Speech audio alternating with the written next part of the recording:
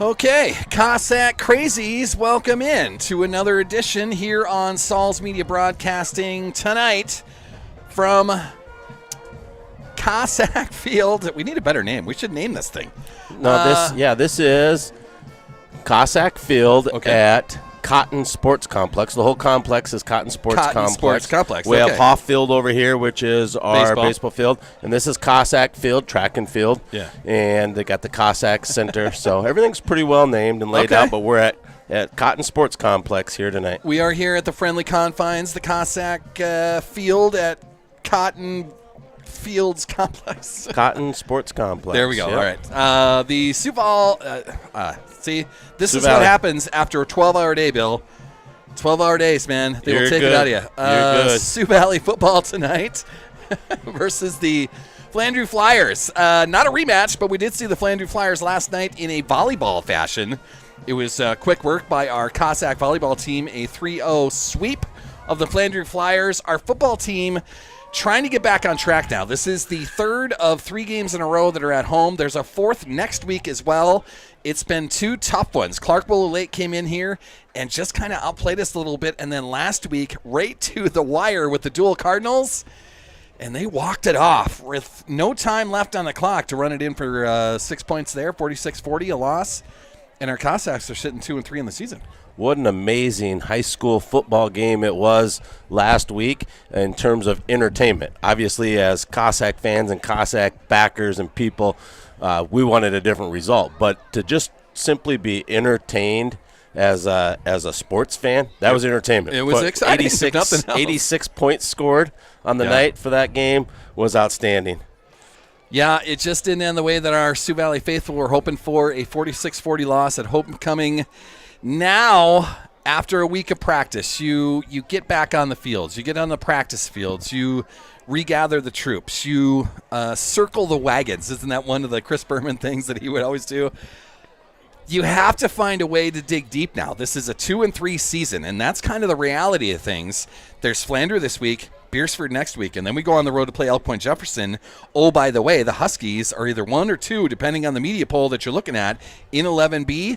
This is almost a must-win for our high school kids out there. I mean, I hate to put that kind of pressure on high school kids, but if you have big dreams of trying to get to a Dakota Dome, which we do, a team like Flandreau coming to town, you can't, you cannot lose to this team tonight, man. Just who Sioux Valley wanted to come into town, kind of just what the doctor ordered in a sense. Perfect timing for this matchup, on paper. It's a mismatch.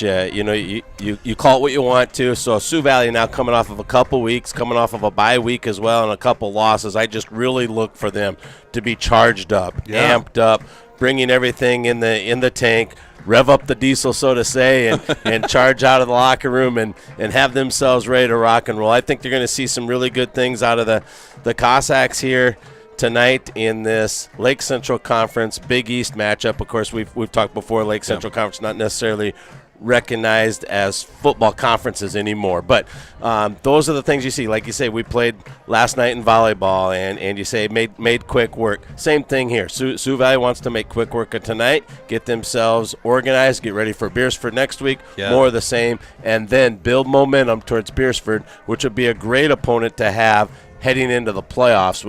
Would get you tourney tough, so to say. Yeah, almost call this like a playoff game. We should be in playoff mode now with only 3 games left in the regular season and still a losing record at the moment. Now it's every game matters. Not that none of them don't matter, but if you really truly want to make a deep run into that playoffs, and we've talked about this, 11B is gettable as a division. You can get to the semifinals pretty easily, maybe even get to the Dakota Dome, but it kind of has to start right here at home, the friendly confines. That's a Flandreau team that is outmatched on paper, but we have to play the games. That's why we play the games, as Chris Berman. I just did 2 Chris Berman's references. Yeah, I think Sioux Valley will look for this as an opportunity to probably say, okay, the ones you're going to be playing this many possessions, the 2s this many possessions, the 3s this many. Yeah. not quite your bye week type of deal, but you're going to get reps for everybody. You want to keep bodies healthy. There were some very tired bodies out there last week. There was some banged upness. There's a few people that are on the IR, Brody Holland, Ethan Hemmestead, Jack Dahlgren, some of those guys. So Sioux Valley, just like we said, perfect timing to have the Flandreau Flyers coming into town, and they'll use that Sioux Valley will use that for momentum to build into Beersford, and then eventually that Elk Point Jefferson game to finish up the year. Sioux Valley's in the top 8 right now, which gives yourselves a playoff game in the opening round. If you can squeeze yourself into that top 4, you'd have your first 2 rounds at home. So Sioux Valley, although you would have liked to have gone, you'd like to be undefeated. Everyone in the state would like to be undefeated right now, but they've still got themselves in a really good position and have some winnable games coming up here. The Cossacks 2-3 on their season, Flandreau 1-4 on their season. Before we get too far into what starting lineups on the field are going to look like, we got to thank our exclusive presenter. Everything that we do on Saul's Media for these Sioux Valley broadcasts is brought to us by our exclusive presenter, Bankstar Financial, with locations in Volga, Brookings, and Elkton. Bankstar provides big-time business with a small-town feel. Looking to finance a home? Need a car loan? How's your retirement plan looking? Stop in today to chat with the local professionals. Bank on the bright side. Bankstar Financial, a proud sponsor of Sioux Valley Athletics and these Saul's Media broadcasts. We've got plenty more sponsors to go through as we roll through this game tonight. We're looking for our Cossacks to be back on the field. What we're going to do right now, Bill Vincent, is we're going to roll this down to the PA announcer. He's going to do some starting lineups for us. We'll get through a Star Spangled Banner, and then we'll be right back here in about 5 minutes. Don't go anywhere, Cossack Crazies. Sioux Valley football coming up next. Your part as a fan to make sure this event is a positive learning experience for everyone involved. We ask that everyone please show good sportsmanship at all times. Please let the players play, let the coaches coach, let the officials officiate, and let the spectators be positive. First, we'll announce the cheerleaders first from Flandreau. Coach Amy Olinger.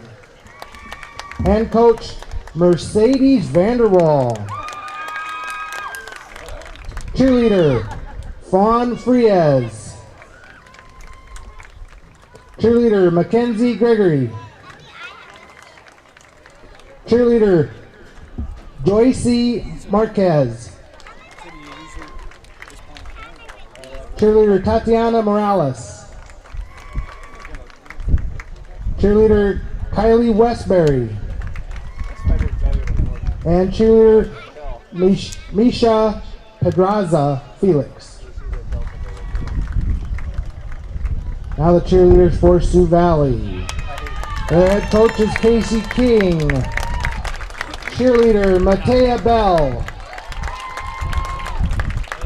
Cheerleader Addison Kuhn. Cheerleader Zoe Hemmestead. Cheerleader Kalia King. Cheerleader Quinn Peterson.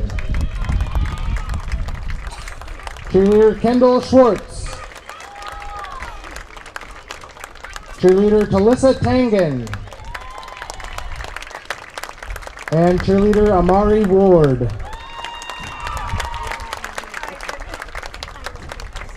Now the starting lineup for Flandreau will announce their offense. Starting at wide receiver, a junior, number 13, Tucker Hemmer. Starting at another wide receiver, a sophomore, number 6, Tate Hammer. Starting at a running back, a senior, number 10, Alex Poitra. Starting at another senior at tight end, number 3, Cody Kneebone. Starting at fullback, a senior, number 32, Justin Klein. Starting at a senior quarterback, number 27, Xavier Bean. Starting at left tackle, a junior, number 74, Titan Peters. Starting at a senior left guard, number 50, Grayson Fox.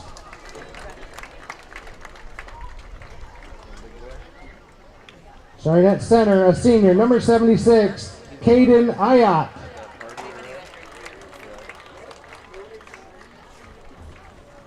Starting at right guard, a senior, number 63, Willen Lonebear.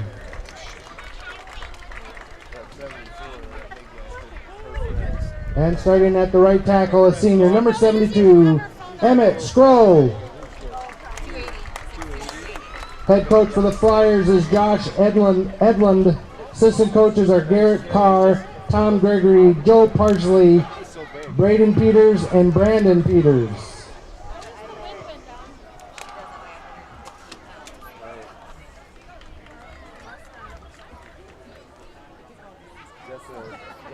Now your starting defense for the Cossacks. Starting on the defensive line, a junior, number 77, Wyatt Nelson.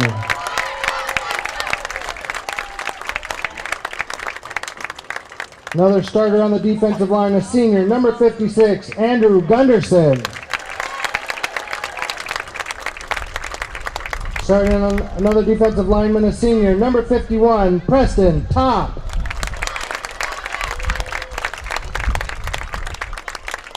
Starting at a defensive back, a senior, number 17, Hunter Steinhaus. Starting at another defensive back, a junior, number 11, Kellen Tucker.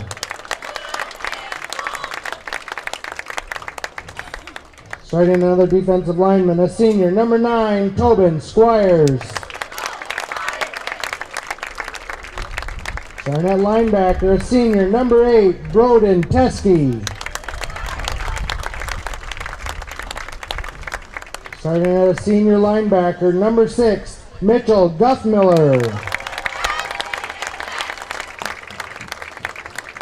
Starting at a linebacker, a junior, number 5, Wyatt Hart.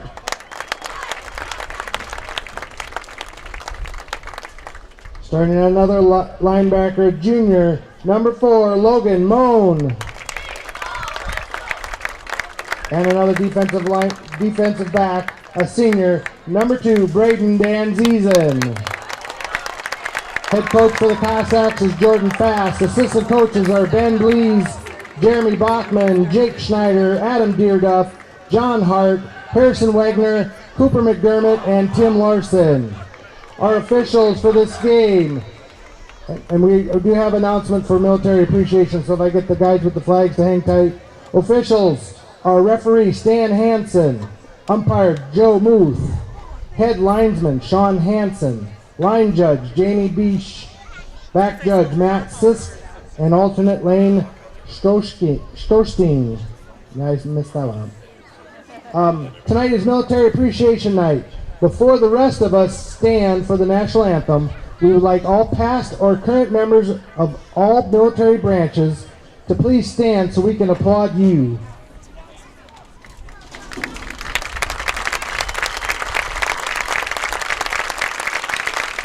A small way of saying thank you for your service and sacrifice given for our freedoms. Thank you.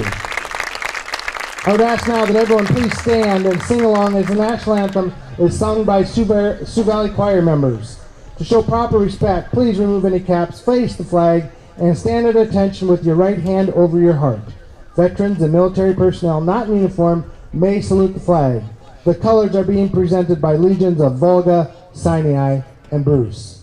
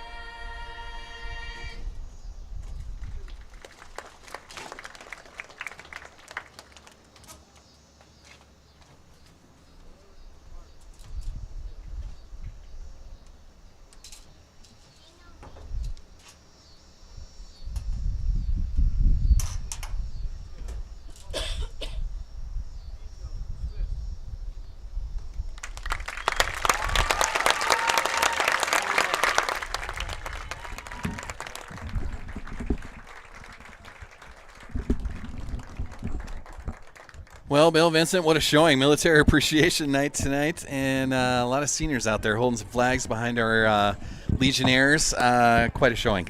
It's another credit to the Cossack Crazies, the communities here, and what we do at games, at school, at home, in the community.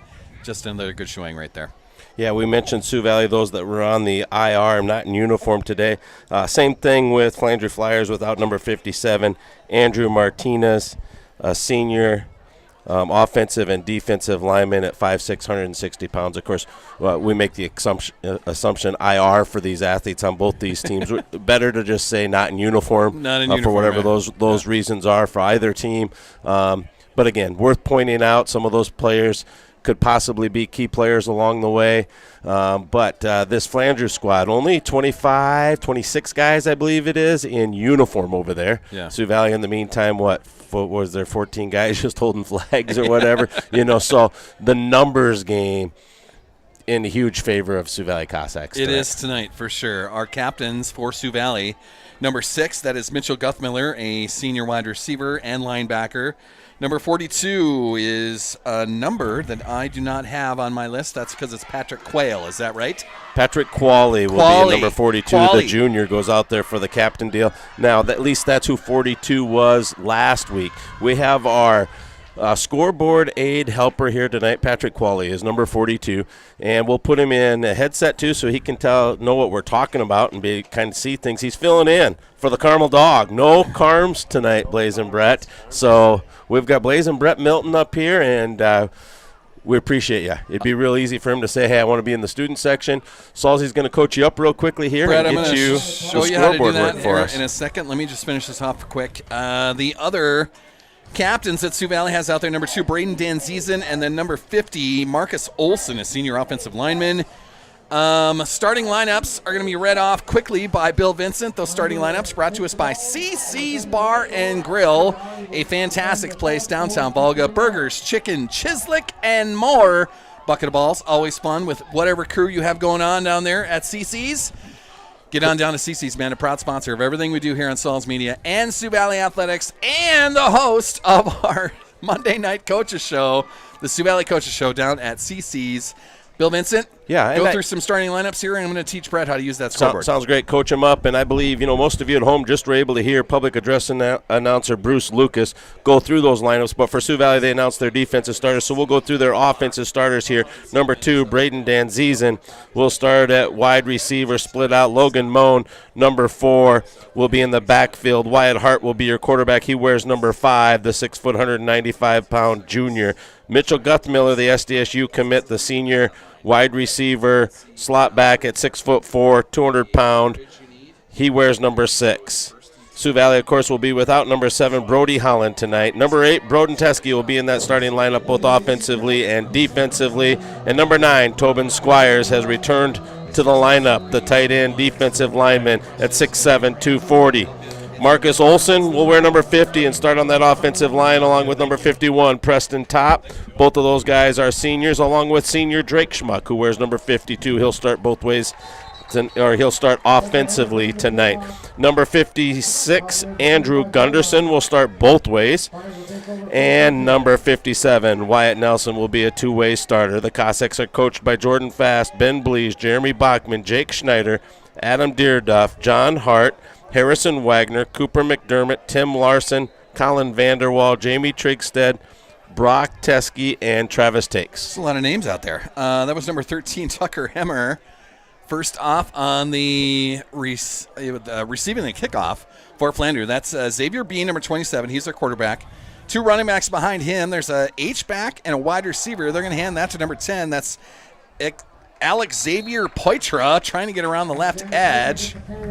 And that was Teskey getting his first tackle of the night. So a short gain. That would make it second down. And looks like, 6 yards left there, Bill?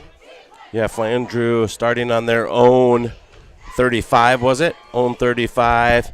Second play of the drive. And they'll be at 2nd and 6, so a 4-yard gain on that there, play. The Flandreau Flyers. Xavier Bean, their quarterback. That's number 27 there. He's a senior, 5'11", 185 pounds.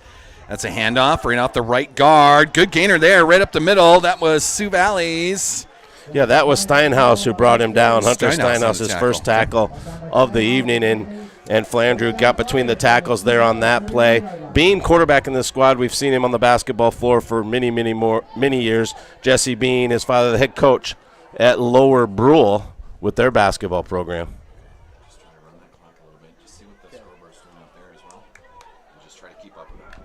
Alrighty. So after the good run there by the Flandreau Flyers, going to be first down. Ball is just past midfield. There's another handoff right side. That's going to be about 4 yards there. So Flandreau has found something on that right side. That's 2 runs in a row. And we're going to give Logan Moan the credit for that tackle. He got assisted by a couple guys. There's Mitch Guttmiller and some of the crew. Second and short, of course, first down for the Flyers here tonight on that last play. So got 2nd and 6 coming up for the Flyers. How you doing, Blazin'? Getting it figured out?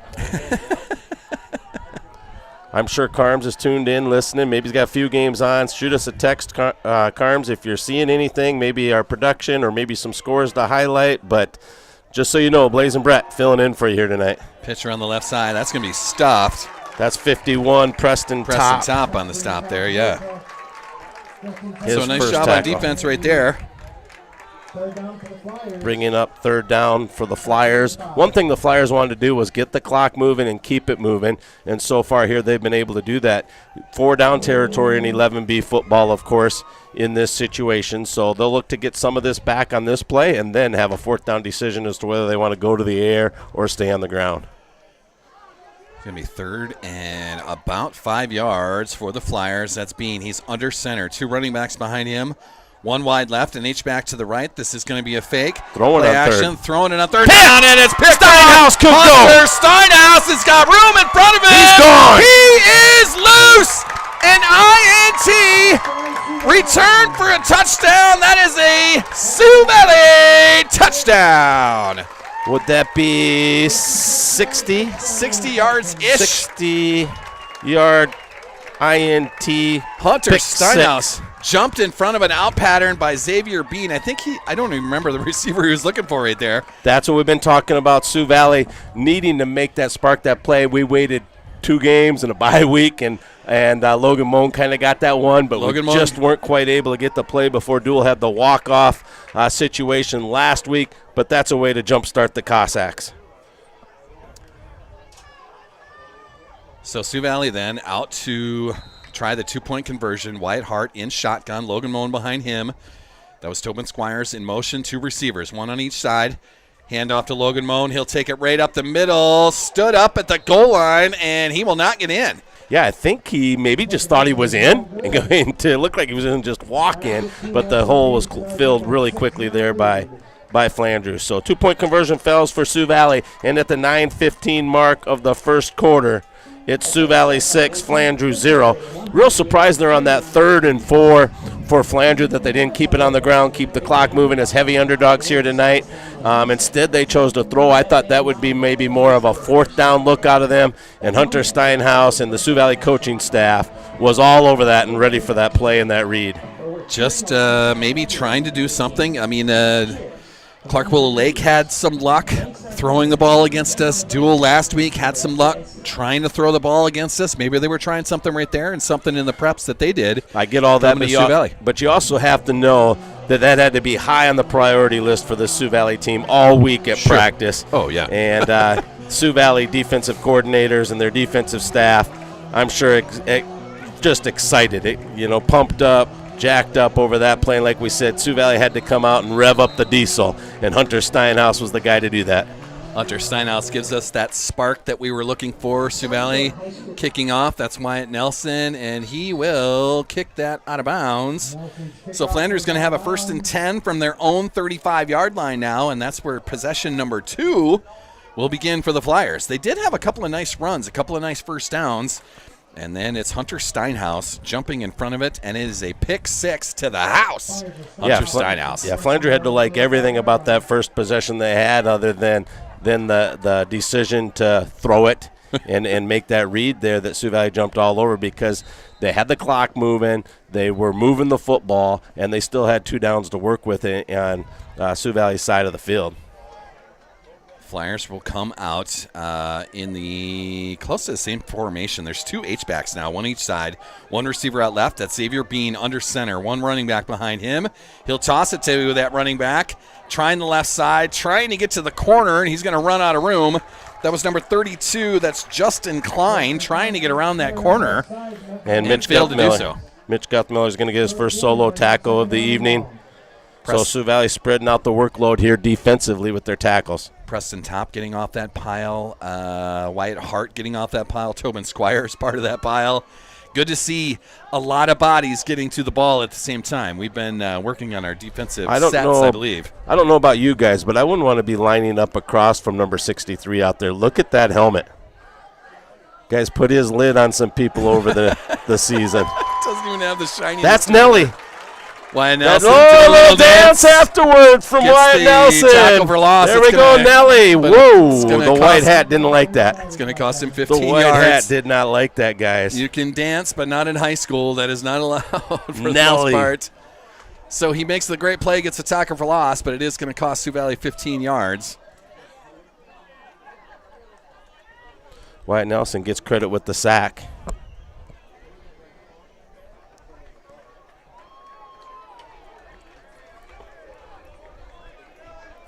Yeah, the showboat stuff is just not something you can do in the... Well, they say no Hollywood finishes at the high school level. You don't get to do that. Even on your basketball courts, not allowed to do the fancy stuff. So here we are to midfield again on their second possession, just like their first. That a 15-yard penalty, you guys? Brad, how we doing, man?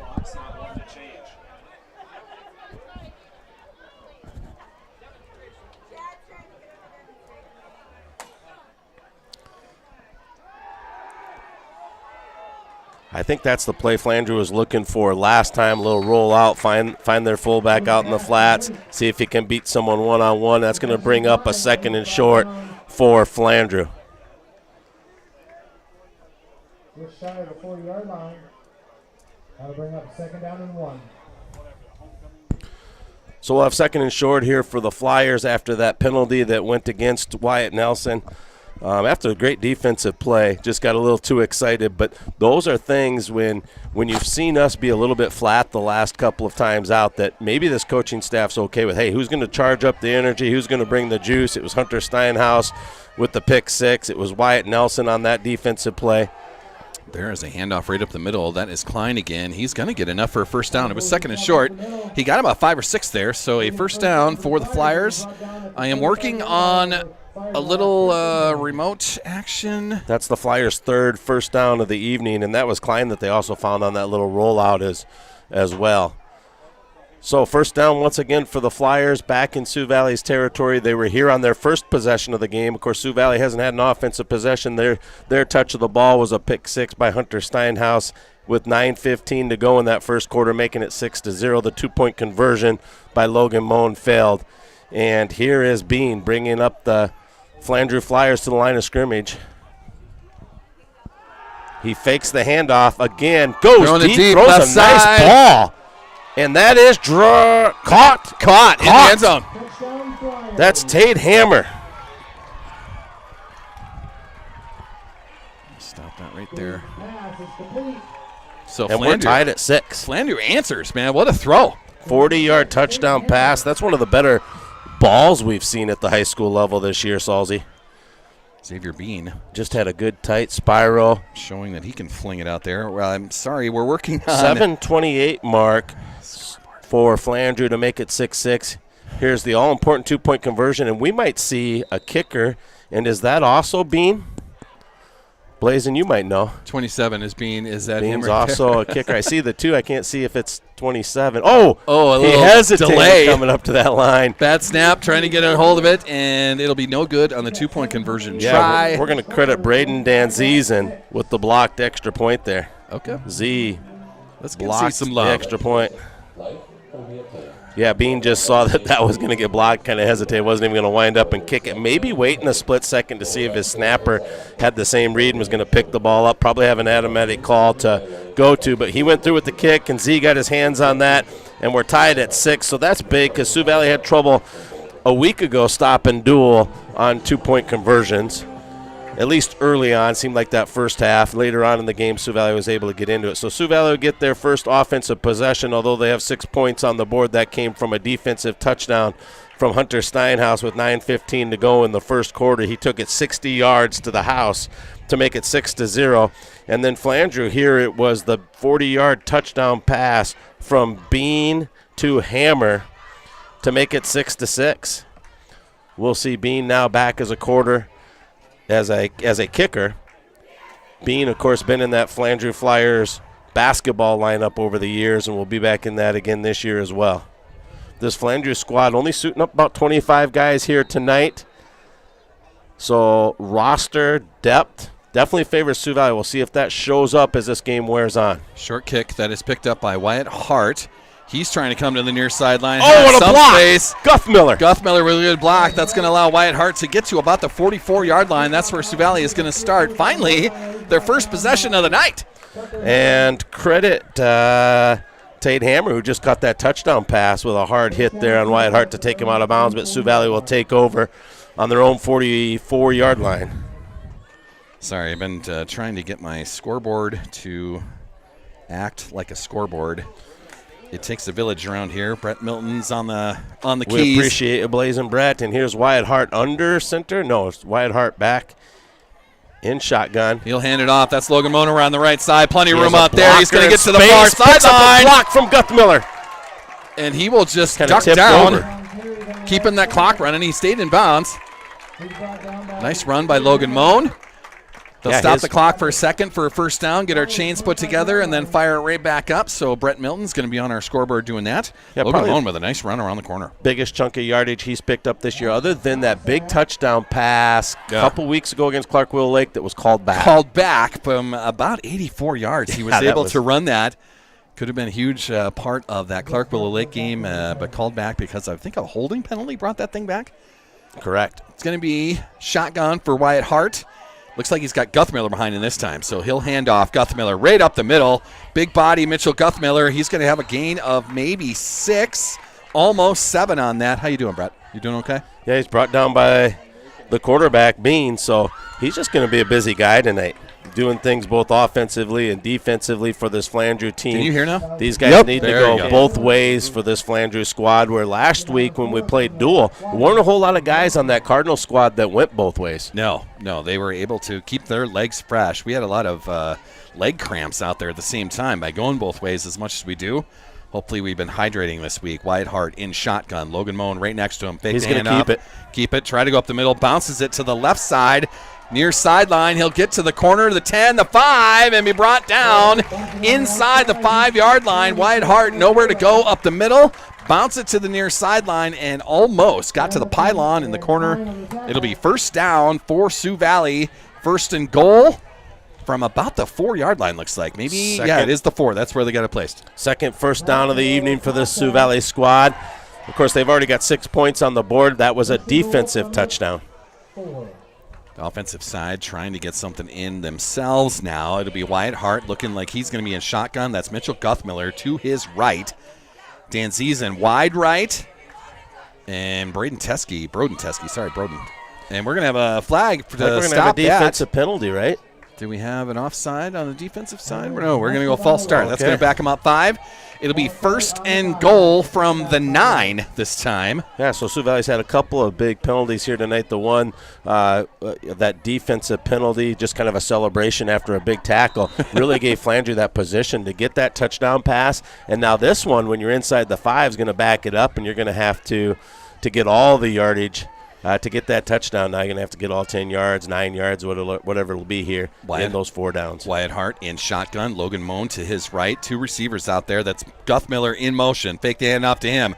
Wyatt Hart under pressure, trying to fight to the near sideline. He'll manage to get maybe 1 out of that. He might get to the line of scrimmage, and that's going to be about it. So, and that was Cody Kneebone that brought him down. Second and goal from the 9 this time. Still dealing with the 5 yards back from the false start. Cody Niebone, another one of those names you'll see on the Flandreau Flyer basketball court this winter.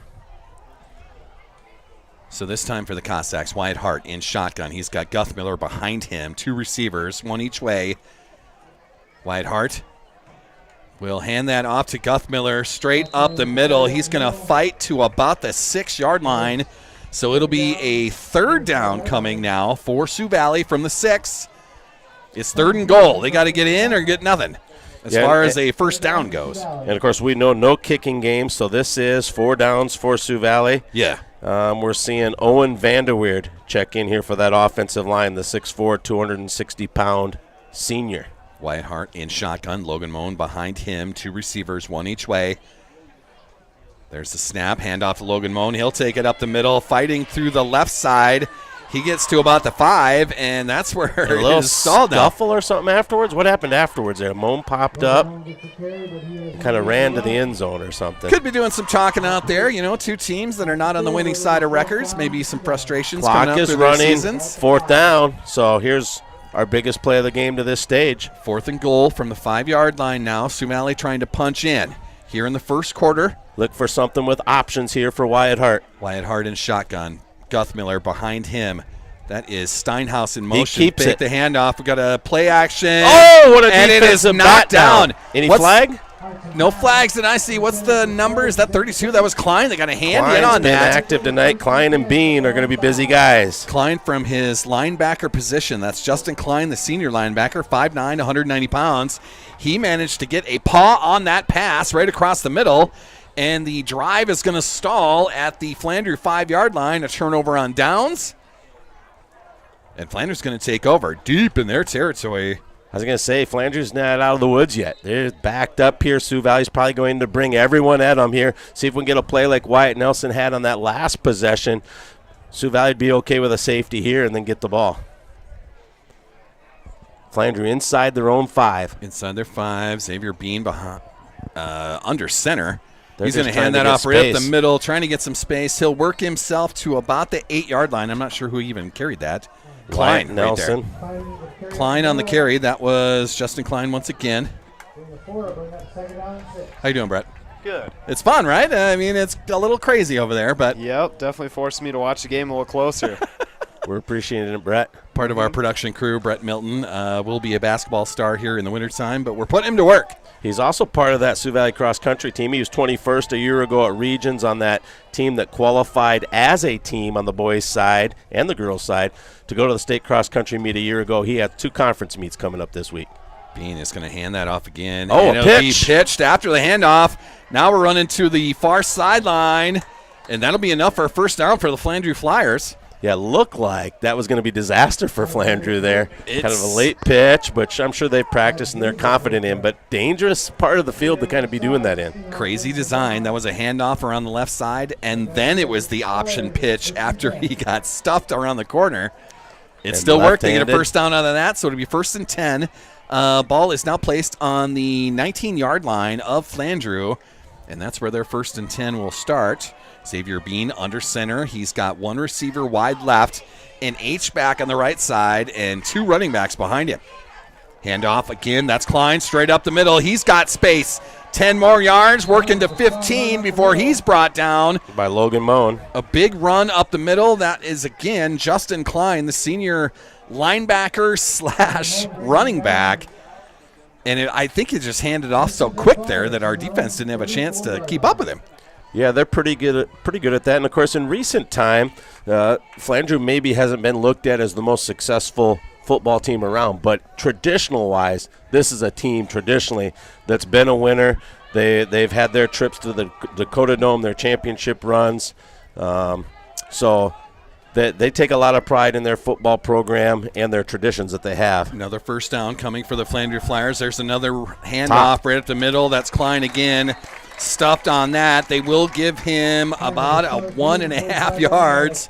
We'll call that 2nd and 8, I guess. Yeah, we'll call it 8, sure. Yeah, and Preston Top gets his 2nd tackle of the night. Of course, all of our stats, we're not writing down all the assisted tackles and things like that. And as we want everyone to always know, our stats are officially unofficial. You know what we need? We need a production team. Can we get a getting camera truck and some guys out there, We're doing there. our stuff for We're us? training Brett Milton here tonight, so we could be a 4-man crew by next week. You never know. Right Xavier Bean for the Flandreau Flyers. He's under center. 2 running backs behind him. 1 in motion now. Fake the handoff. Great pressure. Xavier Bean is under pressure, rolls out of it, and then he'll fall down. Let's still give Wyatt Hart the credit for the sack on that. Bean was able to fight out of Wyatt Hart's grasp, but could not keep his balance. It's a big loss for the Flandreau Flyers as they back themselves up to the 28-yard line now. So we've got a 3rd down and 16 coming. Is that the math I'm doing in my head? Correct. They got big play music going here at the high school, kind of like where you're at a college football game here tonight. Sioux Valley makes a big play. They'll get the music amped up for the home crowd and the home team. From a cameraman's position, I wish they wouldn't do that. It shook the whole iPad. Fake the handoff once again. Xavier Bean going to run up the middle, trying to pitch that, but his running back got in front of him. He's going to pick up a block down the near side. He was trying to pitch that, but his running back was in front of him. Yeah, they made a decision there to go up there and get the block. That was Poitra that went up there and got that block for him. So a big run for Xavier Bean on a kind of a broken play. He gets the other side of the 50, and I believe that is how our first quarter is going to wind down, maybe, perhaps. They'll start that up with 12 seconds left.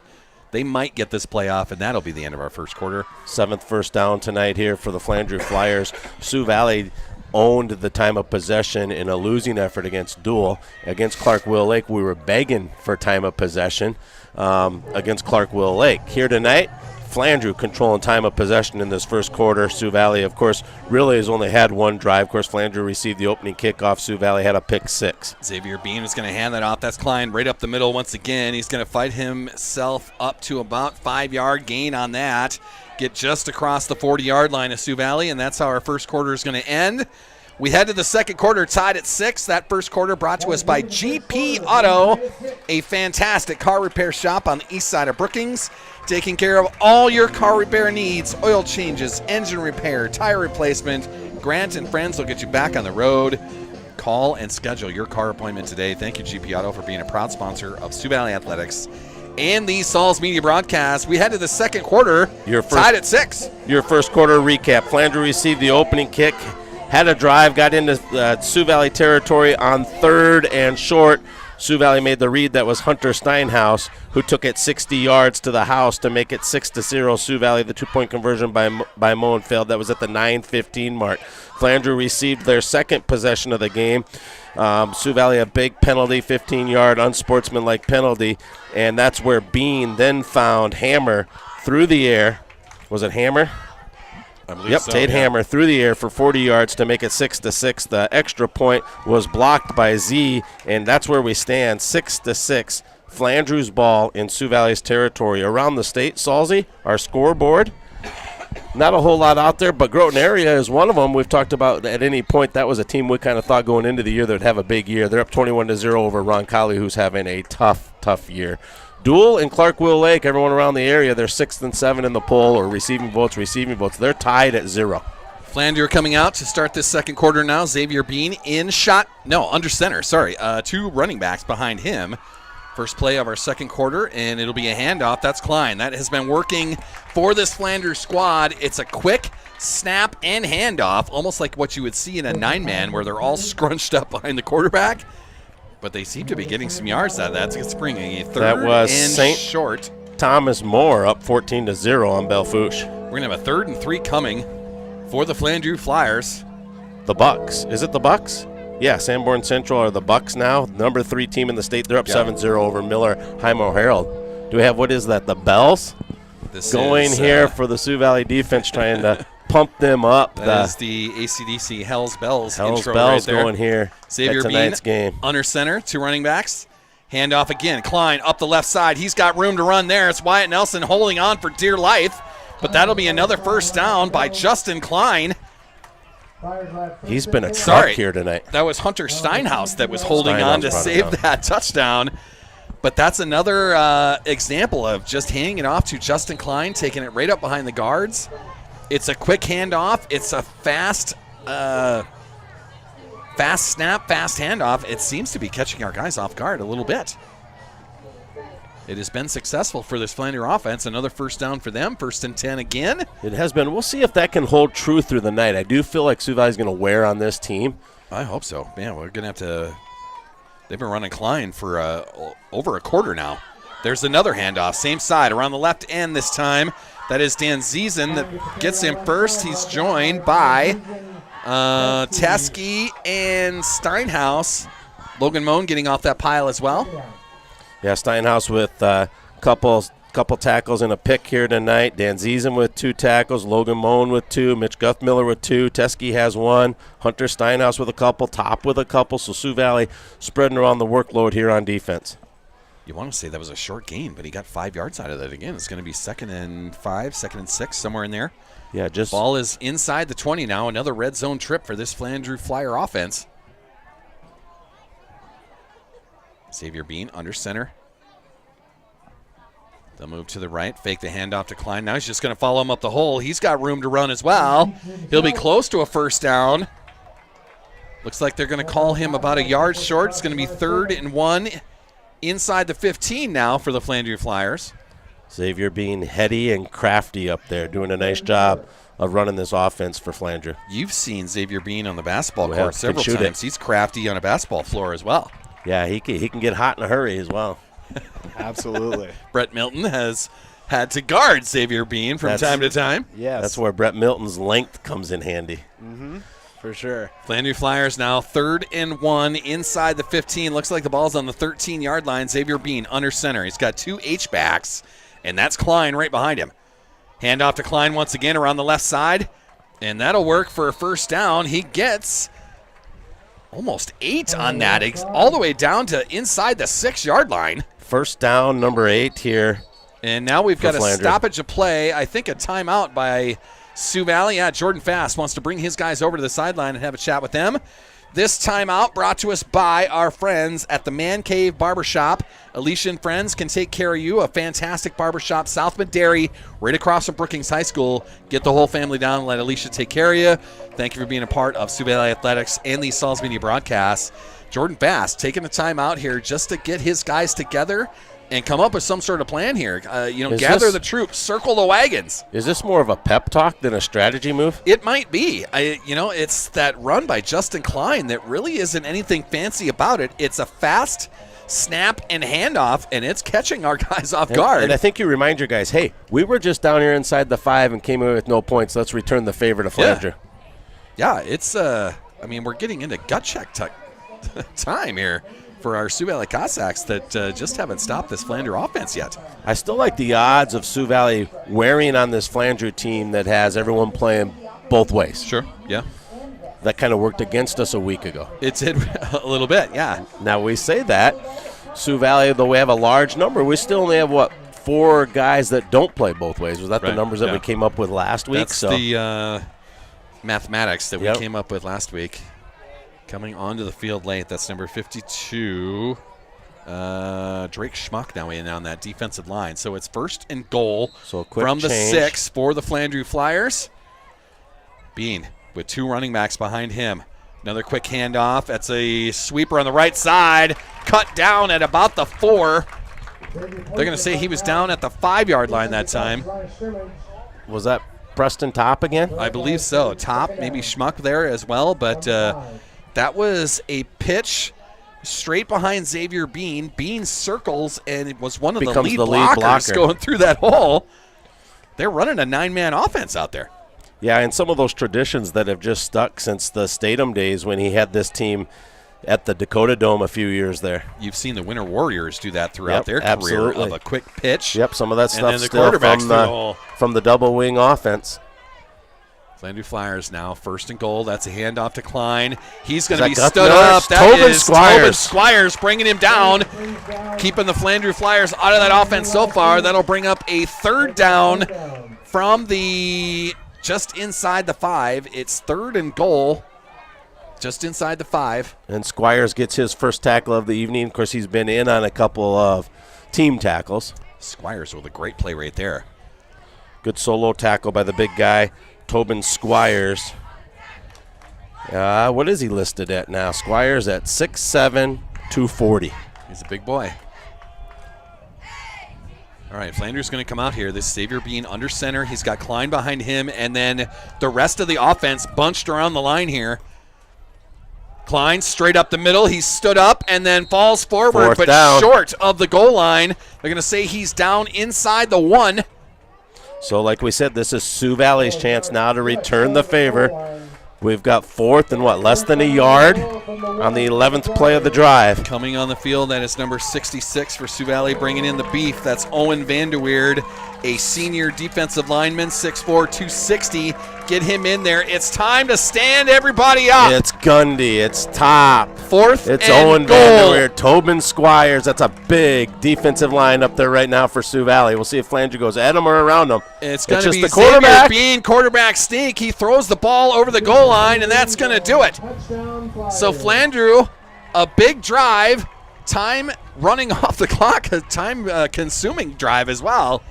But it's Xavier Bean that just took the snap almost like a quarterback sneak. It was the tush push in the NFL days without the push. Yeah, and that's a big line. He just kind of at the dove high over the school. goal line with the ball, and it was enough to get over. That's a big defensive line you're doing that against at the high school level in 11B football, and he's able to get in and make it 12-6 here at the 7-minute mark. Here is the second quarter. 2-point conversion try. This is the same formation we've seen all night long. Bean under center. Klein right behind him. Fake the handoff. That's Bean around the left side, and he dances across the goal line. And that 2-point conversion is good for the Flandreau Flyers, making it 14-6. And Sioux Valley is going to see themselves behind on their home field for the 3rd week in a row. So Sioux Valley last touched the ball when they scored that touchdown last touched the ball about 7:28 to go in that second quarter. Was the Sioux Valley drive that ended on a turnover and on down. So Flandreau's had the ball a little bit of that first quarter as it unfolded and all of this second quarter. Brad, how are we doing over there, man? You doing okay? So tonight, this scoring started off with Sioux Valley, a pick 6 from Hunter Steinhaus from 60 yards out, making it 6-0. The 2-point conversion by Moen failed. It was then Flandreau, aided by a big penalty, getting a 15-yard penalty there. It was Bean that found Hammer from 40 yards out, making it 6-6. And this time it was Bean from 1 yard out, and he also got the 2-point conversion. So we're at 14-6 Flandreau with 6:57 to go in the second quarter. Kickoff by the Flyers. It is Xavier Bean doing everything for this Flyers team. He's the quarterback, probably the linebacker, and now the kicker. Flandreau with a decent kick there. That's going to be Dan Ziesen that picks that up about the 10-yard line. He'll try to get to the middle field, trying to turn a corner. He's got room. And now he's got There goes Z. That's a track star. Xavier Bean's got an angle. He's gone. Stays in bounds. Dan Ziesen is loose. Touchdown, Sioux Valley! From about the 10-yard line, we'll call that close to a 90-yard return. So Sioux Valley tonight going to score in specialty moments with the INT return, and now a kickoff return by Braden Dan Ziesen. Yeah, that's going to be tough, crushing for Flandreau because they've done so many good things at holding the ball, but Sioux Valley's got a pick 6 from Hunter Steinhaus and a kickoff return from Braden Dan Ziesen. Dan Ziesen takes it to the house. Those are those plays you've been talking about the last couple of games. We needed those electric moments, spark plug moments. Dan Ziesen provides it there. The 2-point conversion try is going to go around the corner. That's Guthmiller trying to get to He's the going to edge. will himself in. And he will get to the pylon. The 2-point conversion is successful. And just like that, we're tied at 14. Mitchell Guthmiller wills himself in for that 2-point conversion. 14, Brett. We're going to just throw time of possession out tonight, you guys. Flandreau is going to win that category. But we're tied on the scoreboard, so we don't care. We've got special teams that have scored, defense that has scored, and that's what we've been asking for. All right. So, that puts a tired defense back on the defensive side of things. It does, and hopefully some adjustments have been made, and they're going to have to find a way to fill these gaps and let Klein just run wild on him anymore. Yeah, and you might just have to try to get yourself to halftime so that you can get everyone together and do that at the high school level, playing this many guys both ways, and then scoring that quickly. You haven't had a chance to bring them over here and say, hey, here's what we're changing, here's who we need in personnel-wise. But they'll make that adjustment. They'll get the coaching staff together, talk things over. They'll head for some air conditioning at halftime and just regroup and get that stopped, get the running game of Flandreau stopped. Of course, part of the reason that's working is they were able to strike from 40 yards out on a beautiful touchdown pass from Bean to Hammer. Yeah. Our kicker tonight, Wyatt Nelson, number 77.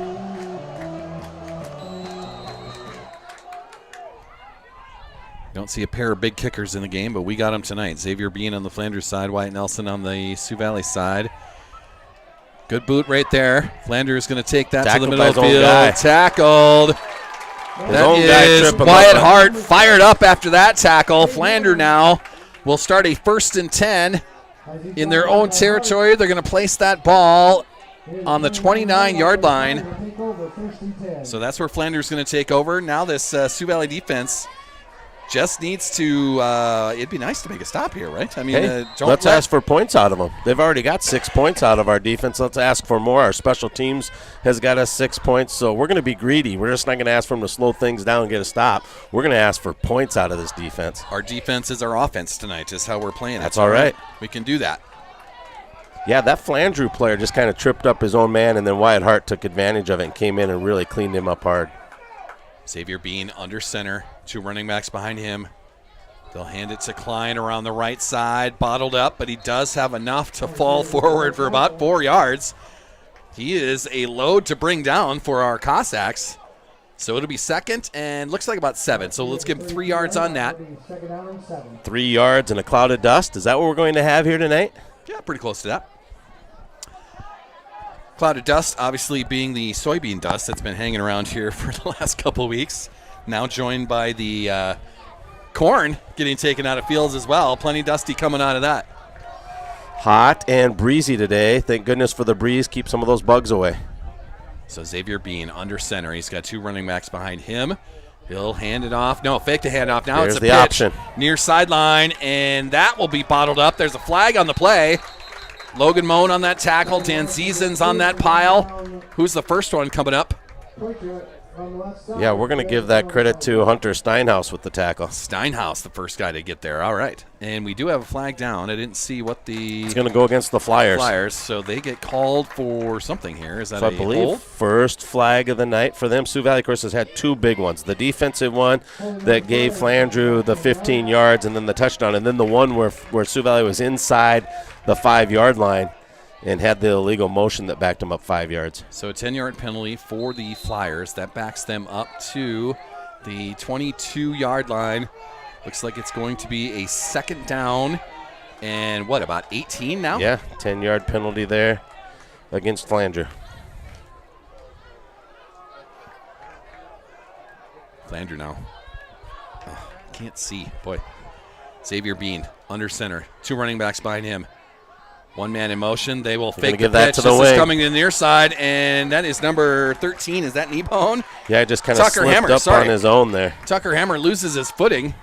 So now it'll be 3rd and long, and our Sioux Valley defense in the spot that we were kind of asking about. Here's the opportunity. This is 3rd and long, possibly, 3rd and 17 to go here. Here's that time, man. Yeah, we saw that on that pick 6. That's where they kind of wanted to come underneath with one of the backs and throw him and get him out in some space, and Hunter Steinhaus was all over that. Look for them to give Bean some options, and if it doesn't happen, they'll come out with their punt team. Xavier Bean under center for this play. He does have a couple of wide receivers out there, a couple of H-backs, and Klein behind him. Sioux Valley with 2 down linemen. Back to throw, throwing it to the middle of the field over his receiver. That was number 2 as the intended receiver. That's Cody Kneebone. Sorry, number 3, Cody Kneebone. And you're going to see the punt team, and you got to believe Sioux Valley's going to come after this after the success that they had on the extra point attempt. 4th and very long for Flandreau. We're going to should get decent field position one way or the other. If they come for the block, there's one way to get great position, maybe even a touchdown out of that. And this is where we've always talked about Sioux Valley being really good. Of course, it's aided by that kick return, but get that last touchdown, get that last big drive and spark, and then get the ball first to start the second half. We're going to get a timeout by the Flandreau Flyers. This timeout brought to us by our friends at Jimmy John's in Brookings. Jimmy John's, a freaky fast sub shop in Brookings. Our friends Aaron and Dale being proud sponsors of Sioux Valley Athletics and the Sauls Media broadcast. Hey, that punter for Flandreau, guess who that was? Xavier Bean back there to punt it. Absolutely. I'm glad I didn't have to go. Brett, you're probably glad you didn't have to go against him and pump, pass, and kick. Absolutely. That's what he's up to here tonight. So, yeah, we got some scores around the state. Who's bringing us our scores tonight, Salzy? Look around the South Dakota Score Feed app, brought to us by Back Alley Meats and Buster's Auto Brokers, both proud sponsors of everything we're doing here on Sauls Media and Sioux Valley Athletics. What do you got? Chamberlain's up 16-0 on Parker. Hot Springs up 21-0 on Custer. That Chamberlain score a little bit surprising. Parker having themselves a pretty good season, exceeding our expectations there. It's the Bucks that are beating Miller Highmore Herald 7-0. Clark-Will Lake up 14-0 on the Dual Cardinals. All right, then. We'll take a bigger look at that as we roll into our halftime show of giving you all caught up with 11B, plus the other classes around in action tonight. Is that Z back to return? We do have Braden Dan There he is, you deep to guys. return for Sioux Valley. Xavier Bean on the punt for the Flyers. The triple jumper. Good boot on that. It's going to be Dan Ziesen that catches that at the 40. Now coming to the near sideline, finding some space. He'll be brought down at about the 47-yard line of Sioux Valley. So that's where Sioux Valley is going to have a 1st and 10. We wanted them to be stronger on defense, get that stop. That's what they get. They force the punt from the Flyers. Now you get your opportunity here. This offense hasn't seen the field much in this game so far. Gabe Frias was the first Here's man the down. opportunity. Let's see what this offense can do, man. Yeah, Wyatt Hart, Guthmiller, Logan Moan, can they throw it? Tobin Squires maybe catching something over the middle. Let's put something together here, boys. They will come out 1st and 10 from the 48-yard line. This will be Wyatt Hart in shotgun. He's got Guthmiller behind him. Sioux Valley with 2 timeouts to work with here tonight. Dan Ziesen wide right. They're going to hand that off to Guthmiller around the right side, near sideline. Stiff arm, uses that, gets out of bounds. Gets the yards and gets out of bounds. Stopping the clock there. It's across midfield. They're going to put it on the 47-yard line of Flandreau. So that'll bring a 2nd and 5 for our Cossacks. Good run by Guthmiller, just finding some space around the right side and getting out of bounds. Maybe that's a big deal too here. We're under 5 minutes to go here in the second quarter. This is a Sioux Valley squad that's only run, 7 offensive plays tonight. Wyatt Hart's going to hand that off to Guthmiller straight up the middle. He's going to dive for the first down, but be about 2 yards short. 3rd and 2 from the Flandreau 44-yard line is going to be the result of that. So it's Guthmiller around the right side, Guthmiller right up the middle here. Now what do we do on 3rd and short, boys? Yeah, Sioux Valley will look to keep it on the ground here and then have all their options going to 4th down. Sometimes they have the mindset here of take a strike deep because they feel like they can come back on 4th and get these 2 yards. Wyatt Hart is We're going to have another bad flag. Stopped. Hopefully the defense. Flag comes in from the far sideline. You can see that, and we'll have a discussion between our referees. We're saying that's on the Sioux Valley side of things. Nope, that's going on Flandreau. Offsides. Okay, all right. There we go. He was pointing the other way the whole time I was looking at him. The referee that came in from the far sideline So we're going was to get a pointing free at Sioux first Valley, down. and then it's a flag on Flandreau. So that'll be a first down the easy way for the Sioux Valley Cossacks, as that'll move the ball to the 39-yard line of Flandreau. 1st and 10 for the Sioux Valley from there. We are approaching the 3:45 mark of our first half. Wyatt Hart in shotgun. That's Guthmiller behind him. It's going to fake the handoff. Now throw it deep down the near sideline over the head of Dan Ziesen. No flag there. May rule that uncatchable. That was quite a ways over Dan Ziesen's head. So yeah, it kind of looked like that could have been offensive pass interference. A good shot on first down, but it'll be 2nd and 10 coming from the 39-yard line of the Flandreau Flyers. Yeah, so this is a Sioux Valley team that's had a lot of electric plays here tonight. That would have been another one of them because they've been able to hook up there. Touchdowns have been a pick six from 60 yards out and a kickoff return from almost 90 yards. Wyatt Hart in shotgun once again. Guthmiller to his left. That'll be a fake. Oh, no, it is Guthmiller that has that coming around the near sideline. He battles one tackler. So nice gain by Guthmiller. That'll get him inside the 35-yard line. 34 is where they're going to put that. Yeah, long 4, I guess. Third and a long 4.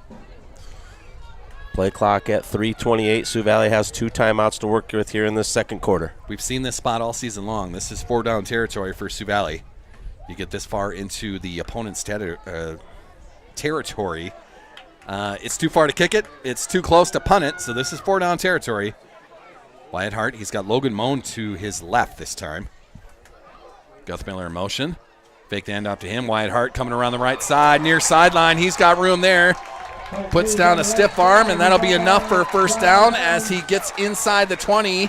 A trip inside the red zone for Sioux Valley, and that's where the clock will stop at the moment. We'll get the first down markers set up, and then they'll fire the clock back up. We're approaching that 3-minute mark. 4th first down of the evening for Sioux Valley. That is Quick, Tinley Quick, getting credit for that tackle for the Flyers. A nice run by Wyatt Hart, using Guthmiller as kind of a decoy right there. Guthmiller, the SDSU recruit, being used in many different ways so far this season. That was a decoy. Wyatt Hart, he's got Logan Moan behind him. Hand off to Moan, right side. He's got some space. Now he's trying to fight off 4 defenders, still on his feet. He'll get inside the 10 is where the referees are going to spot that. Close to the 9-yard line. It'll be a second down and 2 yards to go. They can still get a first down inside the 8-yard line. All year long, this has been a whole lot of Wyatt Hart when Sioux Valley's got down in this red zone. So good drive so far. Look for Wyatt Hart to follow Guthmiller. Maybe make a read, counter some things. That's Wyatt Hart in shotgun, Guthmiller behind him. And now we're going to get another timeout by the Flandreau Flyers. That'll stop our clock there. This is the opportunity to get close to what the game clock has on it. We are. Good.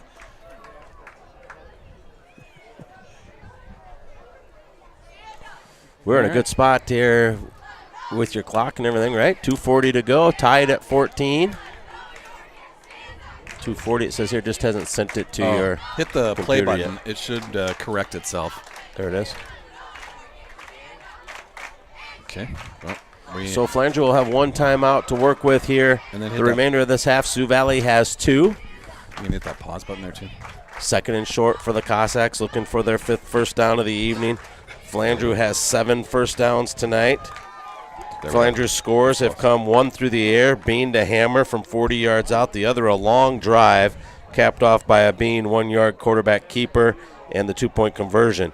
Sioux Valley's second touchdown came on a kickoff return from 90 yards out from Braden Danzizen. 2-point conversion by Goodfellow was good, and we were tied at 14. This timeout brought to us by Shorty's Hot Box Food Truck. Kim and friends can take care of you, either from the food truck or they love attending festivals and fairs. Thank you, Kim, for being a part of Saul's Media Broadcasts and the Sioux Valley Athletics. Coming out of that timeout, Wyatt Hart in shotgun. He's got Guthmiller behind him. He'll hand it off to Guthmiller straight up the middle. He's got some space there inside the 5. That'll be a first down and goal to go for Sioux Valley. They're going to put that down on the 3-yard line, I think. Trying to see the angle. Yeah, first and goal from the 3. Yeah, you're just seeing a tired, exhausted Flandreau team here as the second quarter, as this first half unwinds. After a 12-hour day at Bell-Brands, I understand. Tired. I get you, my man. Running on fumes after those 12-hour days. So, Sioux Valley now, 3 yards to go here. First and goal from the 3. Wyatt Hart in shotgun. Logan Moan. Hand off to Moan. That ball is out. And Flandreau recovers. That was a free rusher. Are we saying that he was down? What are the referees talking about here? That will be a fumble recovered by Flandreau. It is. A fumble by Logan Moan.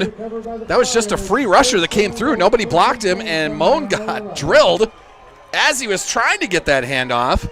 So a turnover by the Cossacks. with 2:10 to go here in the first. Now look for Flandreau to try to get the clock moving, and Sioux Valley's got those 2 timeouts. I look for them to use them unless Flandreau gets a big gain. Use them here and force Flandreau to have to pump from their own end zone. Sure. Yeah.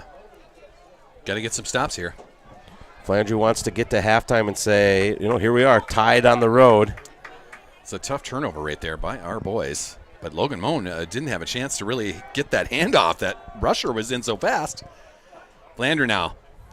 They'll run it with Klein around the right side. Keeps it. It was Bean that kept that. Sorry, he faked faked me it. out. They'll get around the right side. Clock will still be running. It's a short gain for Flandreau to be second and about 7. Yeah, Bean did keep that one. And just what they wanted, to fake that dive up the middle, get the clock moving, get a little space. If they happen to break something on the ground, then they'll start thinking points. But right now they're thinking clock, wanting to get themselves to halftime, recharge their batteries.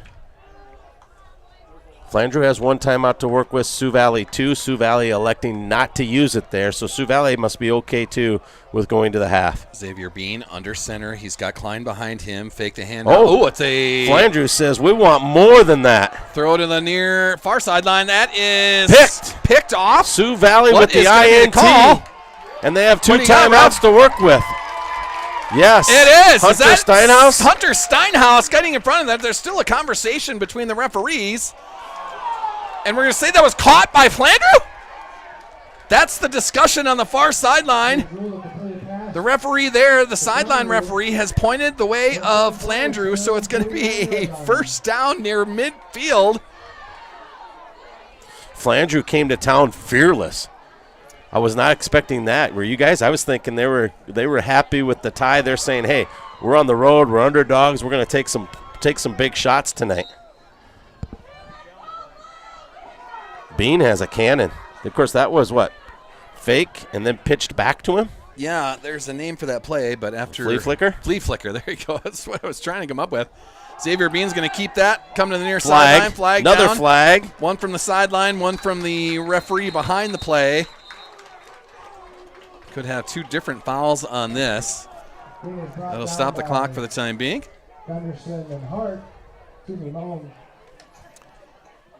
So our referee is going to give us some hand signals here. This is a hold on Flandreau, and that was the call.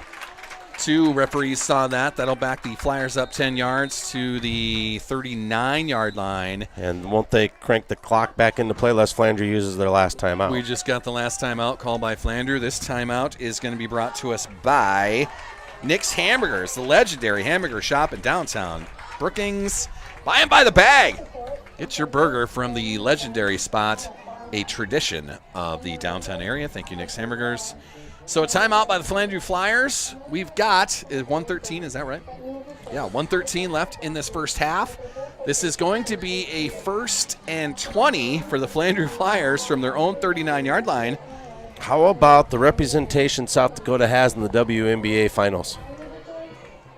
Okay. 2 South Dakota coaches coaching it off. The update we could have saved that for game, halftime, Bill. The update from that game, Phoenix is up 5 with 56 seconds to go in the half. Yes, legendary, Sioux Falls Roosevelt coach? That's where Nate Tibbetts was at? Am I getting that right? Correct. Tibbetts was at Roosevelt, legendary coach there. He's the head coach of the Phoenix Mercury. He's got an assistant that is a Hall of Famer for the South Dakota women's basketball team, Megan Vogel, also on his staff right there. Yeah, Nate Tibbetts' dad, Fred, was the legendary coach at Roosevelt. There we go. Nate Tibbetts played for Roosevelt after coming over from Jefferson, not the Sioux Falls Jefferson, the Jefferson, Elk Point Jefferson, and then playing days at USD. And winds up in the WNBA, and of course going against Becky Hammond from Rapid City Stevens. South Dakota connections in the WNBA Finals. Always fun to see. Xavier Bean comes out of timeout under center. There's a quick handoff to Klein once again. He's going to fight for about 7. That'll bring up a 2nd down for the Flandreau Flyers. Clock's still running now. They're out of timeouts now, right? Am I getting that right? Yeah, so I think that timeout was to make sure that we're playing safe, see what we get. Probably called a couple plays in that huddle. So it'll be 2nd and long still. Looks like 2nd and 13 coming. 14. 2nd and 14 on the Flandreau 46-yard line. There's that quick handoff to Klein once again. He's getting to the 2nd level before he's touched every time with that. That gets across midfield. And so we'll bring up a 3rd and 9. We'll see one more play should Flandreau choose to take a shot at the end zone. We'll call it 3rd and 8, Brett. But the clock's still running. Flandreau could just be And now happy. The Sioux Valley defense is going to back it up a little bit, play a little prevent here, it looks like. Getting ready for a possible throw.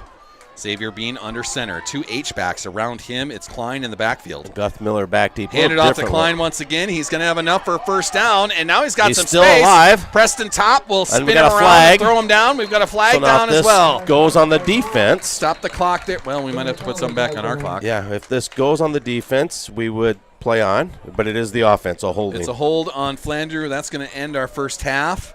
So we will head to the locker rooms tied at 14. A crazy first half. This halftime show brought to us by our good friends at Health Source Chiropractic, sponsors of the Health Source halftime show. Justin and Luke, man. 2 Cossack crazies out there. If you need top quality care from a chiropractic standpoint, contact Health Source Chiropractic. They are on 22nd Avenue in Brookings, across from the water tower. You got to find lasting pain relief. Justin, Luke, man, they can take great care of you. Give them a call, line up your appointment, and get out to Health Source Chiropractic for all your chiropractic needs. We've got a lot to talk about. You've got some stats that you've written down there. We've got some Sioux Valley stuff, some Flandreau stuff. I think we got to have a conversation in that locker room now of what are we going to do about this Justin Klein kid that keeps running right up the middle.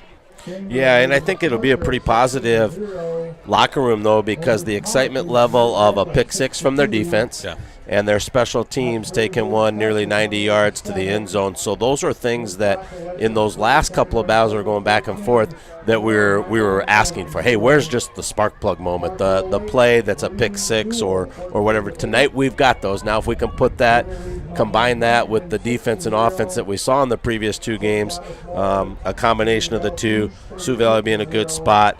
Flandreau, I think, has come out and thrown their best punch, and Sioux Valley has taken it on the chin, and we're tied at 14, so I think Sioux Valley is sitting in a good spot. They'll go into the air conditioning, regroup, bring this coaching staff in.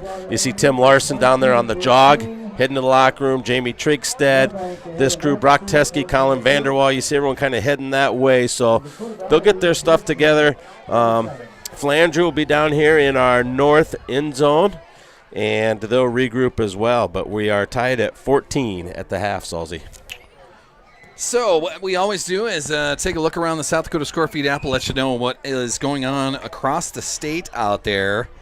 Let me open up mine, as I know you have one open as well. Where do you want to start? You want to start in 11B? Perhaps we can find our opponent next week, Beersford, and see what the Watchdogs are doing tonight. We can also find out what Elk Point Jefferson is doing.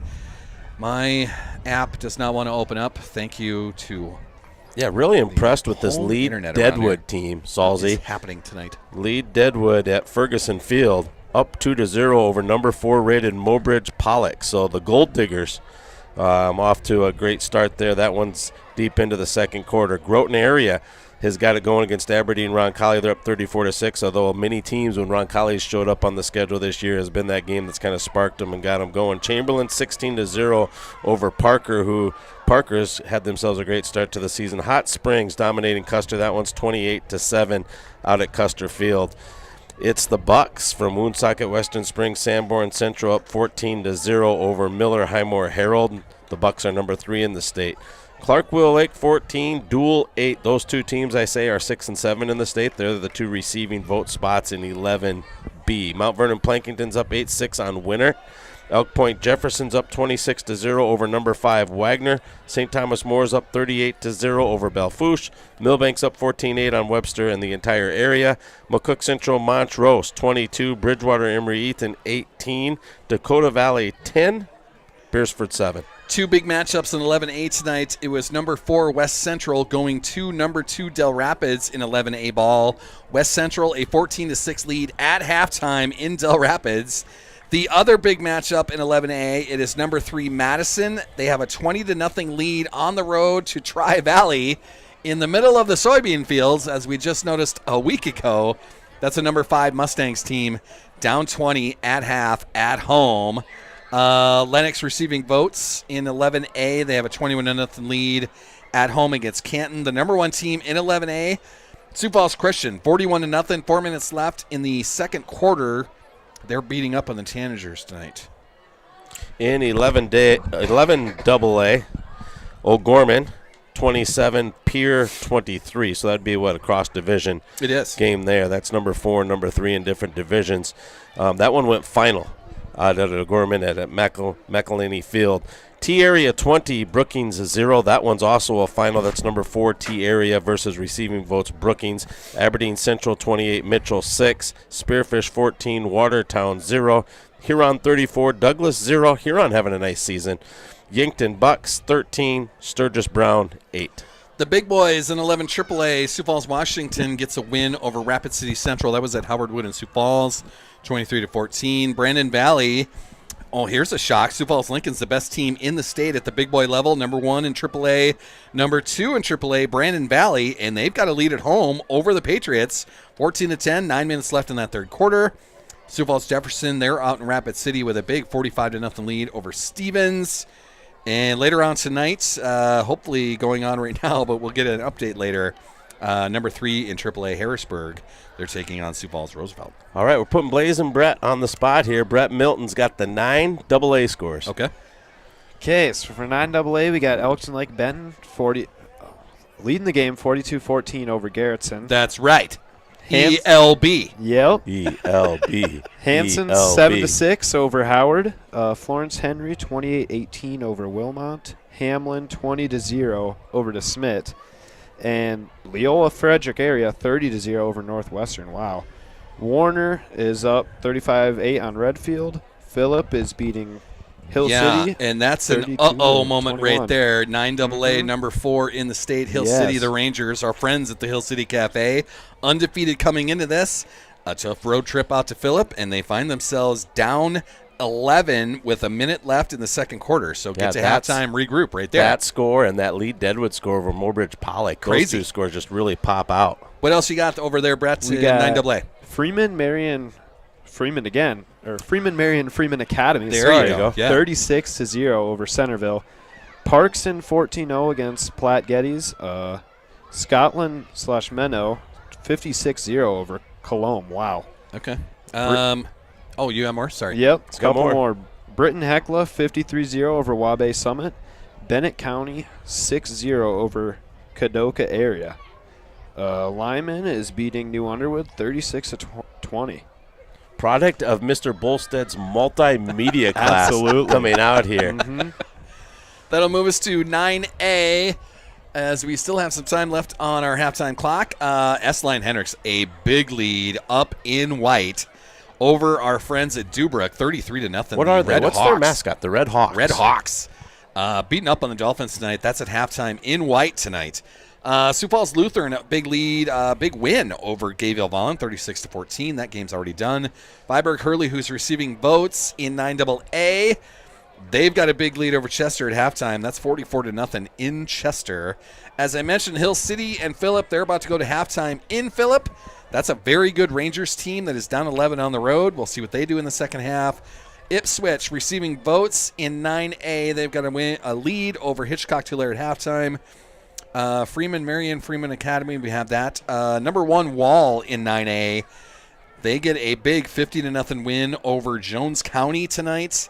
And number 2, Warner in 9A football. They've got a 35-8 lead over Redfield tonight. That is in Redfield, so 1 minute left in that second quarter. Number 4 in 9B, Faulkton. They've got a 12-0 lead at halftime over North Central. Castlewood, a big win. Big lead, I should say, over Waverly South Shore. And then in an interesting matchup, the Hanson Beavers at home tonight against the Howard Tigers. It's the Beavers with a 7-6 lead. They just started the third quarter. That is in Alexandria tonight. An interesting matchup there. Parkston and Platte Geddes going at it. Parkston number 5 in 9AA. Platte Geddes number 4 in 9A, I believe. And it's Parkston with a 14-0 lead at Parkston tonight. Very good. You're on, Brett. 9B for you, Brett.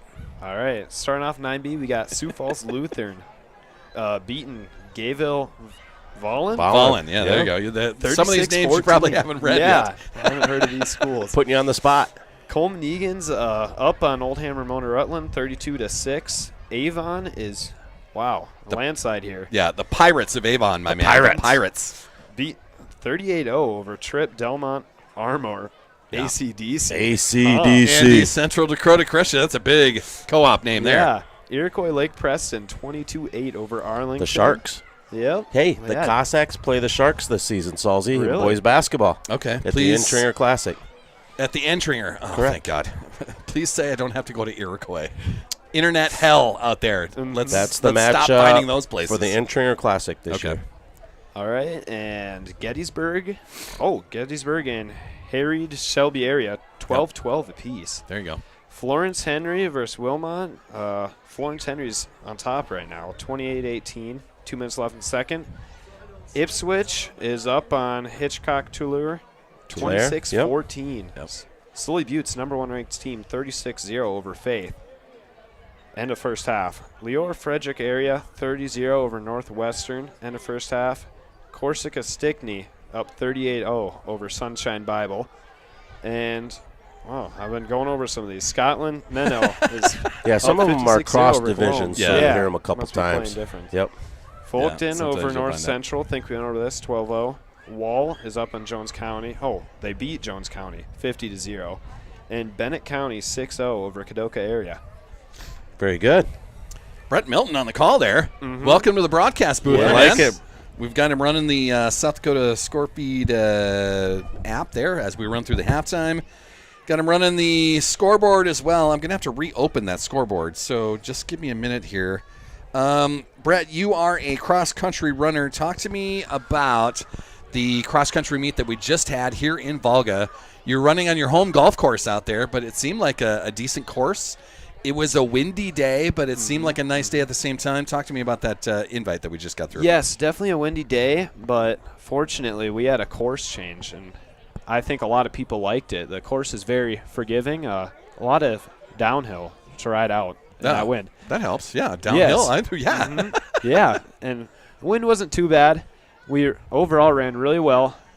I didn't run the greatest myself coming off of sickness, but we're looking to get back in my normal shape for regions, Hopefully punch our ticket to state. And regions aren't too far away, right? I mean, No. what do we got, a week, maybe 2 weeks for regions? Where's 2 the weeks region there. Where's the region meet at? Do we know that yet? Put me in a spot here. I think it's Garrettson, I believe. We can look it up too.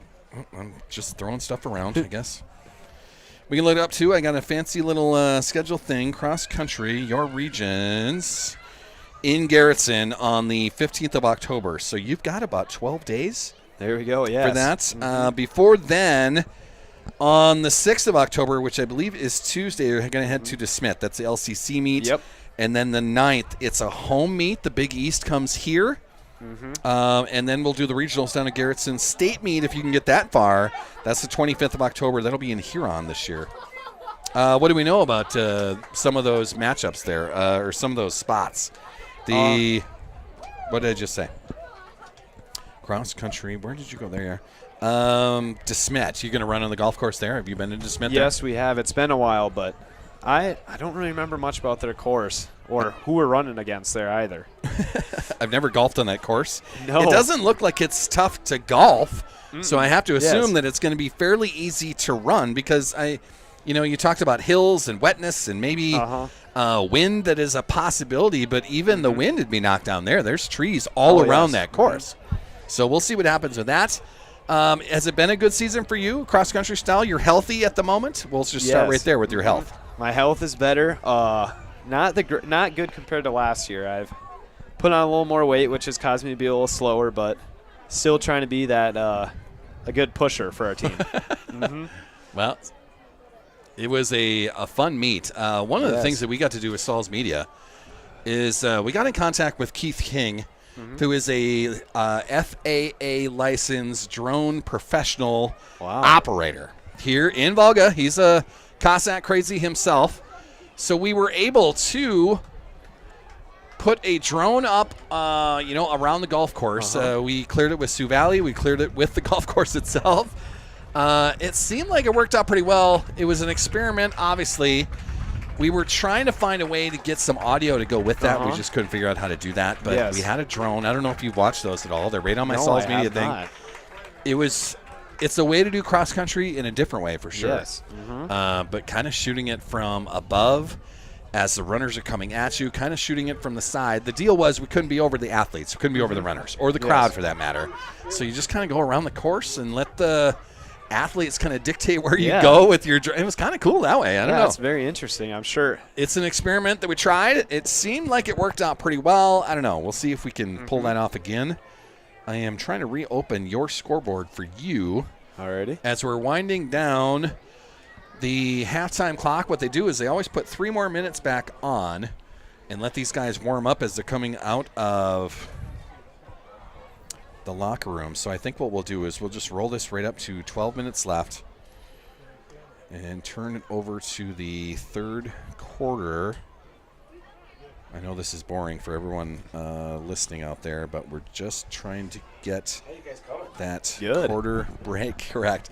It's going to start with 11:58 in the third quarter, but that'll be fine. We can take care of that on the kickoff. It's a tricky little app that you're running right there. It is finicky at best. And as long as we have some internet, it does like to work, but boy. It'd be a little bit bigger device if we can get to that point at some point, at least for football. I was thinking about it may have to just be a bigger Samsung device, and there's ways you can get refurbished Samsungs through Amazon, through this, through that. I just don't want to pull that off right at the moment. Trying to pay off everything else we've been doing, Bill, for the last year. By the way, we're about to get to our 1-year anniversary. Once we get Brett trained, we won't need any new device. He'll be our new device. He'll be the device.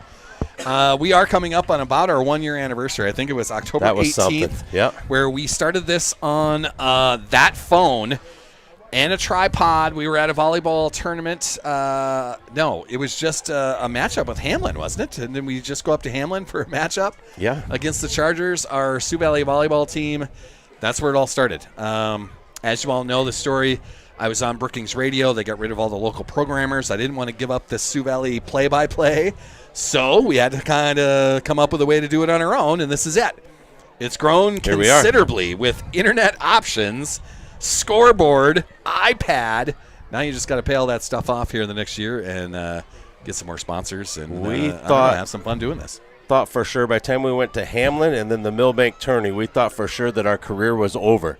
Not because of our performance, but because of the Cossacks' performance. It was kind of a little rough stretch, but it was the stretch that woke up that volleyball team went on a run, a postseason run, that took them all the way to the State A tourney at the Denny Sanford Premier Center. State A down at Denny. We chased them all the way out to Phillip in a Sodex 16 matchup against those Hill City Rangers that we just brought up there. What a great time that was. Still our best call to this moment. Of course, the moment made the call. So thank you to that team. Thank you to the girls and the athletes that were on the team, the coaching staff. They'll be in action tomorrow at Dubrook. They're coming off of a win against Flandreau last night. They're at, 11-5 on the season. So real reminiscent of last year's squad and just seeing a lot of good things and growth in that team. Yeah, we do have a text back from Brad DeBeer. I think I shared that with you. We do have a spot at the top of the Sioux Valley bleachers behind the scorer's table.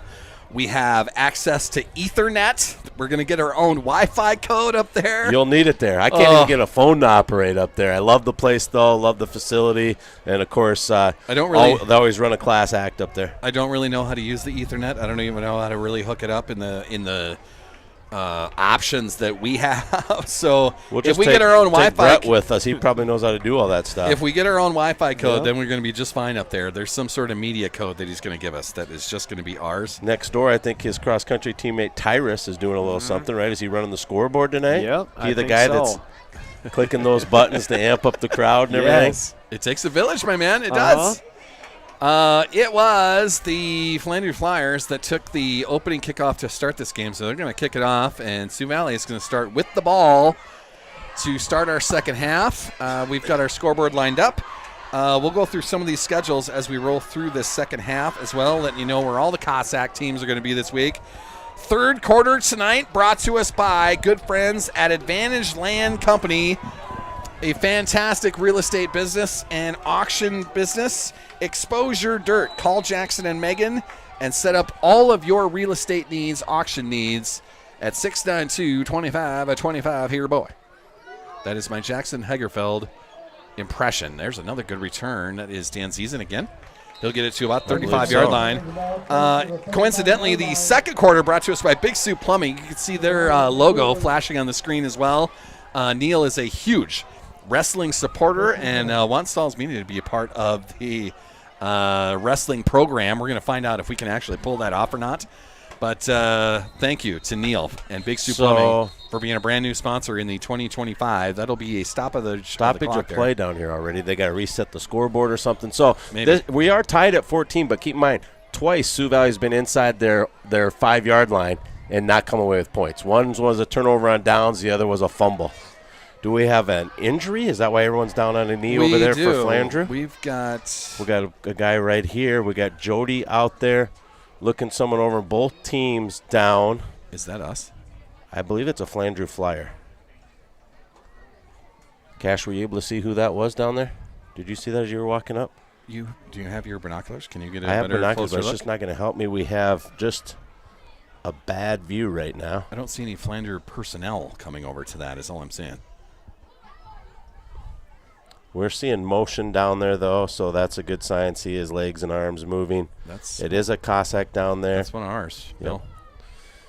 And we don't know who that is, and we're not going to speculate on that or the injury. Just know that both teams are down kind of in a moment of silence here. Both teams are down to a knee, hoping for the best for this young man. Jody's out there. We know that Jody does an outstanding job. She's got the help of Tim Larson from Tea Time Sports down there. He's down there with a Gatorade water bottle, so they'll do their best with this young man. Yep, they just definitely rolled him lots over. of movement. Now we're setting him up. That is Braden Dan Ziesen. Z is down. Shaking off some cobwebs. So that was on the kick return. So was he coming towards the sideline then? Didn't you announce him as the returner? He was the return man. Yeah, so maybe we never had a play run or could have gotten clocked. You've got the dual Cardinals on your laptop. Isn't that a replay machine? Nope, this is their game at halftime. Yeah. Yep. But it's our replay machine. Not right now. It's not. Nope. We got high interest level in Clark and Dual. Salzy, we want to be at home in the playoffs. We don't want to be at Clark or at Dual. They've got Z up. He's walking off kind of under his own power. I mean, Jody's got a hand on him, but and he's had a big game. You know, he had some things last game maybe didn't go his way. Not that he didn't have a good game, but he's had some great plays here tonight, and Sioux Valley will need him back on the field if at all possible. He's had the kick return for a touchdown, and he's just been in on numerous plays offensively and defensively. See a tough kid down there. He will come over here to a training table and see what they can do for him, but he is walking around on his own power, so that's good. Maybe just got his bell rung tad. So, Flandreau starts 1st and 10 on their own 34-yard line. Wyatt Hart. And I think they got Flandreau to jump that is off going to sides. get Flandreau to jump. We'll have a 1st and 5 coming. Brett, you can run the clock to the point where the scoreboard is, and that'll let you catch up without having to change too much there. There you go. So, 1st and 5 now for our Cossacks as the ball moves to the 44-yard line of Sioux Valley. Third penalty for Flandreau on the night, totaling 20 yards. It's going to be Wyatt Hart in shotgun. He's got, is that Moen behind him or is that Guthmiller behind him? That is Guthmiller behind him. This number is all crunched up. I can't see the number. I think. Okay. Moen's at the wing right now. Fake the handoff to Guthmiller. Wyatt Hart's just going to follow him through the hole. That'll get the Cossacks across midfield. A big run for Wyatt Hart, about 10 yards on that. They'll put the ball down on the 50-yard line, so it's going to be 1st and 10 Sioux Valley from the 50. Good run there. Just followed Guthmiller through that hole. Yeah, Guthmiller had Moen at the wing spot, able to get a lead block as well. And you just see things already kind of momentum-wise changing towards Sioux Valley here, meaning just, hey, we're going to establish time of possession. Yeah. Want to control the ball a little bit more than we did the first half. Play with the lead. Hart is going to fake that handoff to Guthmiller, take it up the middle once again. He'll have a run of about 8 yards there. Good run by Wyatt Hart. Be 2nd and 2 coming. Looks like 2nd and 3. Sorry. They're going to put that at the 43-yard line of the Flyers. So 2nd and short coming from Sioux Valley, using Guthmiller as a decoy once again. Fake the handoff to him. Wyatt Hart takes it right up the middle. Yeah, nice job at selling that play. Really rolled that running back out hard there and then kept it. Wyatt Hart in shotgun. Guthmiller to his left. They'll hand it Same thing. No, they did fake that once again. Wyatt Hart fighting to get to the 40. It's going to be a little bit short of that. It'll be a 3rd and 1 coming. Looks like 3rd and 2 with that spot right there. Not the best mark. I think it's more like a 3 and 1, almost like the down guy hasn't lined it up over there yet. It is 3rd and 1, but somehow the referee on the far sideline. Look for Sioux Valley to take a chance here. Then sometimes in these 3rd and short, they have enough confidence of coming back on 4th down and picking up a yard. So I could see them looking for a big play here. It's 4-down territory. They don't punt it from here. So Wyatt Hart in shotgun. Guthmiller behind him. That's Steinhaus in motion. Hand off to Guthmiller down the left side. That'll be enough for 1st down. Takes 4 guys to bring him down near the 30-yard line of the Flyers. Big run by Mitchell Guthmiller, the senior leader, future Jackrabbit, advancing this drive and keeping it rolling. Hammer and Himmer there on the stop for Flandreau. 6th first down of the evening for Sioux Valley. Big run by Guthmiller. That'll put the ball at the 30-yard line. 1st and 10 there. Wyatt Hart's going to be in shotgun. Guthmiller behind him. Steinhaus wide left. Teskey is the H-back. Oh, another offsides, I believe, by Flandreau. They didn't stop anything there. That's a handoff to Guthmiller. He'll take it around the right side. He's got some space. One guy to beat. He's going. The tackler. Big stiff arm, and it's a Sioux Valley touchdown. Mitchell Guthmiller powers his way in from the 30-yard line. A big run by Mitchell Guthmiller, the future Jackrabbit, and that gives Sioux Valley a 20-14 lead as they will line up for a 2-point conversion here. Yeah, stay poised and stay focused. The all-important 2-point conversion here for Sioux Valley. Big run right there. Threw out a stiff arm to the only guy that could keep him out of the end zone, and he wins the battle. So this will be Wyatt Hart in shotgun. Guthmiller behind him. We've got a wide receiver wide left. That's Steinhaus. It'll be Wyatt Hart keeping that, taking around the left side, and he'll dance over the goal line. 2-point conversion is successful, and it'll be a 22-14 lead by Sioux Valley. A big 8-point lead, much needed. Yeah, Sioux Valley now up 22-14, and keep in mind they left 2 other scores out there. They had the ball at the 1-yard line, and got stopped on I shouldn't say 1-yard line, but they were inside the 4, got stopped on 4th down, and then they had the fumble the second time they were inside that 5-yard line. Yeah. They've had some problems in the red zone, but that is a big run by Mitchell Guthmiller. He bypasses the red zone, takes it in from 30 yards out. Senior leader being a senior leader. So a big lead for Sioux Valley now, a much-needed lead. I can't talk, apparently. I got to stop doing football games after a 12-hour day at Bellbrands. We're going to back it up with a 12-hour day tomorrow and then volleyball in white. Better get my head right, Bill. We got an LOL from Coach Carms at the Blazin' Brett. The Blazin' Brett comments. I'll remember that for the basketball season. Blazin' Brett. Yeah, we can do that. How did you get the nickname? Well, I had some blazing wings the night before the game. Oh, Wing Wednesday, huh? Yes, and I ended up playing pretty good, so the name kind of stuck. There you go. Nice. Whatever it takes, man. Big kickoff by Wyatt Nelson. That is going to be caught at about the 20, right into the middle of the field. And I'm not sure who is returning that. I think that was Patrick Qualley on the tackle down there. We're going to give that credit to Patrick Qualley. Okay. And someone's getting up a little slow for Flandreau, number 6. That's the returner, number 6. So that's the return. That's Tate Hammer, sophomore wide receiver, slow to get up as he was brought down on the return. And he was the guy who had caught the 40-yard touchdown, right? Yeah. Yes. So the ball placed on about the Flandreau 36-yard line. That's where they'll have their 1st and 10 to start this drive. Sioux Valley defense here back on the field. Need to make that another stop now. Let's stop going back and forth. Let's make a play here. Let's make a stand, make a statement on this 2025 season. Xavier Bean under center for Flandreau. He's got 2 running backs. Fakes it to Klein. Now he's going to come around the far sideline. He was trying to pitch it, but Nelson won't let him. Top finishes him off. Nice defensive play there by the front four. Nelly with 4 tackles to go along with a sack now tonight. Nelly being Wyatt Nelson. Does Preston Top have a nickname? Is that P-Top? Can we call him that? Yes, P-Top is his P-Top, name, really? yep. Outstanding. P-Top and Nelly on the stop. How's that for some announcing right there, Bill? There you go. Keep up the good work, Salzy. I'm trying, man. I think the announcing part I can do. It's all the other stuff that I'm doing that we need to find a way. You know who else is doing a good someone job? else. Jody down there, and she's working on Z right now. Working on Z down there, trying to get him back to health. 2nd and 10 for the Flandreau Flyers. Bean under center. Klein behind him. And now we've got a flag by the near sideline. What is that going to be? Can't be delay game from there. We've got... Just lined up in the... pointing at the Flandreau side. Lined up offsides? Lined up offside? Talking to the receiver right in front of him. Not a good idea to argue with one of the referees. Yeah, so I think when that wide receiver comes out, a lot of times they're just going to check with that to make sure they're there and then make that adjustment. I think that's what the wide receiver is asking for. He's just saying, yeah, I asked you. I checked with you. And that was Hammer, who was a little shook up. So he might just be a little rattled after that kickoff return. Tate Hammer, the sophomore wide receiver, apparently just lined up offsides right there. Yep. So that'll back the Flyers up 5. So it'll be 2nd and 15 now from their own 31-yard line.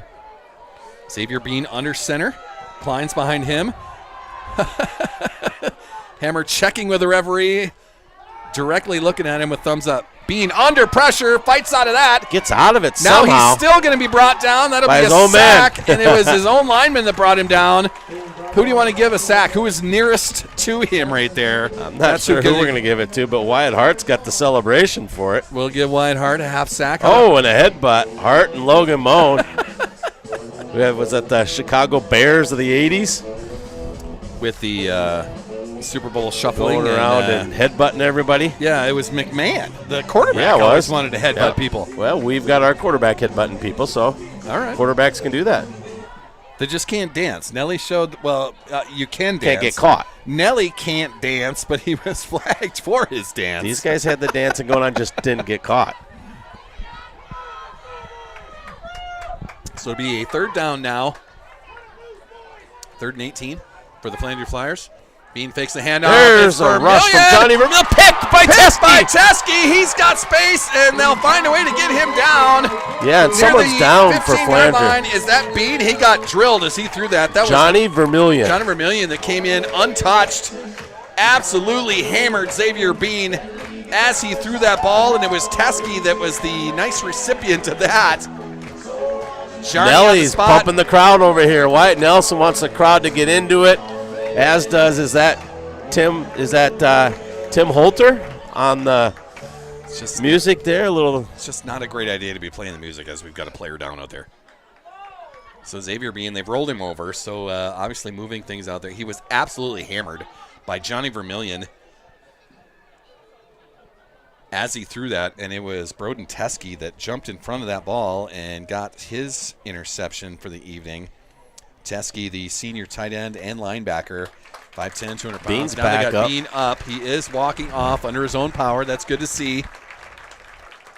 But he was absolutely... He's a tough dude. Expect him to be back, but he's at a large workload here tonight, playing both ways for this Flyers team. He was hit very hard by Johnny Vermillion. It was not blocked. Had a free pass to the quarterback. Vermillion, a junior linebacker, 5'6" and 185 pounds, and he acted like a torpedo that time and absolutely drilled Xavier Bean as he threw that ball. So Sioux Valley picks it off. Another turnover for this defense. Special teams playing a huge part this evening as we've ran a kickoff back. We've ran an interception back. Now we get the INT here. And it's a short field for the Sioux Valley offense as another red zone trip. We need a red zone sponsor. We got to get that. I don't know if we can get that this year, but we need it for next year. So this would be Wyatt Hart in shotgun. He's going to hand it off to Guthmiller up the middle, fighting for a couple of yards there. He's going to be brought down by a bunch of Flandreau Flyers. It'll be a run of 4 yards. That'll be 2nd and 6 inside the 15 now. They're going to put that down at the 12-yard line. You're going to see Kellen Tucker come on in this package for Sioux Valley. Kellen Tucker had a big game against the Baltic Bulldogs in the second half. He also caught the tying touchdown last week against the Dual Cardinals. There he is in motion right there. Wyatt Hart's going to hand that off to Guthmiller up the middle. He's got space, fighting to inside the 5-yard line. Big run for Guthmiller once again. He's already got the 30-yard touchdown scamper. Now he's going to have a first down at about the 4.5-yard line. It's going to be first and goal for the Sioux Valley Cossacks. Guthmiller's been a horse tonight. He still has not received a Subway Player of the Game award. Could be Guthmiller's night. Yeah, he's your leading candidate at this point. That is a handoff to Guthmiller. That's his second touchdown of the night. He runs it in from 4 yards out, and that is a Sioux Valley touchdown. Mitchell Guthmiller with his second score of the night. Runs it in from 4.5 this time to add to the 30-yard scamper in the last drive. And that'll line up a 2-point conversion try for Sioux Valley. No place kicker on this squad, so we're running for twos. Wyatt Hart's going to be a shotgun. It is a big jumbo formation. Guthmiller to the left of Wyatt Hart. And it'll be a pitch to Guthmiller around the far sideline. Stiff arm, and he reaches for the goal line, and he will be short. Is that a late hit? Absolutely drilled out there. That seemed like a late hit. A little slow to get up, but now he's getting himself up. I don't know if that was a late hit or not. I mean, we can't see that sideline over there. The referee was right there. Just a hard hit. Guthmiller up, and he'll come over to the sideline. So the 2-point conversion unsuccessful. So it's going to be a 14-point lead for Sioux Valley, 28-14. We've got 6.5 minutes left. Guthmiller's had himself a big night. 2 touchdowns, a 2-point conversion. The other scores have come from the 90-yard kickoff return from Dan Ziesen and the pick 6 from Steinhaus. Steinhaus with a big pick 6. So it's 28-14, and keep in mind Sioux Valley 2 other times has been inside the 5-yard line on 2 other drives. So this really not as close as the scoreboard's indicating here. Yeah, I agree. I mean, it's some missed opportunities, and that's kind of been the story of the Sioux Valley Cossacks season. It's missed opportunities on a win in Clark, but that could have been much bigger than the 22-8 finish there, as once again it was red zone trips that come up empty. Some mistakes in the secondary at the same moment. Clark-Willow Lake started throwing in that second half, and there was just guys that were going uncovered. Dual missed opportunities there. There was no reason for that game to be tied in the fourth quarter, but just some mistakes here and there, and that's been the story of the season. Trying to get back to 500 tonight with a win over these Flandreau Fires. Taking advantage of opportunities tonight. That is going to be Hammer. Hit hard again, brought down at the 35-yard line. What's your guys' feel? Have you just seen a different Flandreau team after scoring that touchdown to go up 14-8? Here comes another flag in coming way late. But so that might be another celebration type of play against Sioux Valley. Okay. An unsportsmanlike or something? Seems like they're going to walk that off. Seems like a disgruntled official at whatever we did. All right. Not only is he throwing the flag, he's wanting to do lecture time with the Cossacks. So a 15-yard penalty on Sioux Valley. That'll get Flandreau to midfield after the penalty. So they'll start a 1st and 10 from there. So back to that story. Then they kicked off to Sioux Valley, and Z returns it for a touchdown. And it just seems like Flandreau's been deflated since that moment. It's a play that can have that reaction where it can deflate everything that you've been doing. And you think about it, Flandreau up and down the field, we didn't stop a lot of those drives that Flandreau had, especially in the first half. They get this big touchdown, take a lead, kick it off to Dan Ziesen. He rolls to the middle of the field, brings it to the near sideline, and then track star speed all the way down, man. And that can deflate anything that you're trying to do on the other side of the ball. The triple jumper, long jumper, he can be explosive. He's still over here talking to Jody, though. Adam Deerduff kind of checking in on him now as well. 1st and 10 for the Flyers now at midfield. Xavier Bean under center. He will hand it off to Klein. This is what they've been doing all night. Stopped, trying to get around the right side, stumbles and falls, and we'll give that to Broden Teskey on the tackle. He'll get a tackle for a loss there. That'll be a loss of 2. 2nd and 12 coming up. This half has obviously been all Sioux Valley. It's been good to see, man. I mean, other than the Baltic game where we kind of dominated every fashion of that, it's been tough go for this Sioux Valley Cossack team. It's nice to see this tonight. We've punted on the replay here tonight, Salzy, and we've gone with this dual Clark-Willow Lake game. It's 14-8. Clark-Willow Lake with the lead. Dual driving. Inside the Clark-Willow Lake 10, I believe, when they come back out of this timeout. Okay, Flandreau is going to have Bean under center. He's back in there, by the way, after being he's tough. knocked down there. Oh, wide throw near open. sideline. Nobody what there. Happened? That is no coverage at all. I'm not sure on the name on that. Get him but he'll down. race to the pylon, and that's in for the Flandreau Flyers. Just a runner out of that H-back formation. That's Number Poitra. 10 is Alex Xavier Poitra, the senior wide receiver. Just nobody covered him when he came out of the backfield, and that'll be a 53-yard touchdown. That was, what, second and 13? 50-yard toss and run. Yeah. So just a swing pass for Bean, a big play for Poitra, and once again, it's 28-20. Flandreau will try the 2-point conversion here. Try to make it a 6-point game here with 5.5 minutes left to go in this third quarter. Xavier Bean under center. He's got Klein behind him.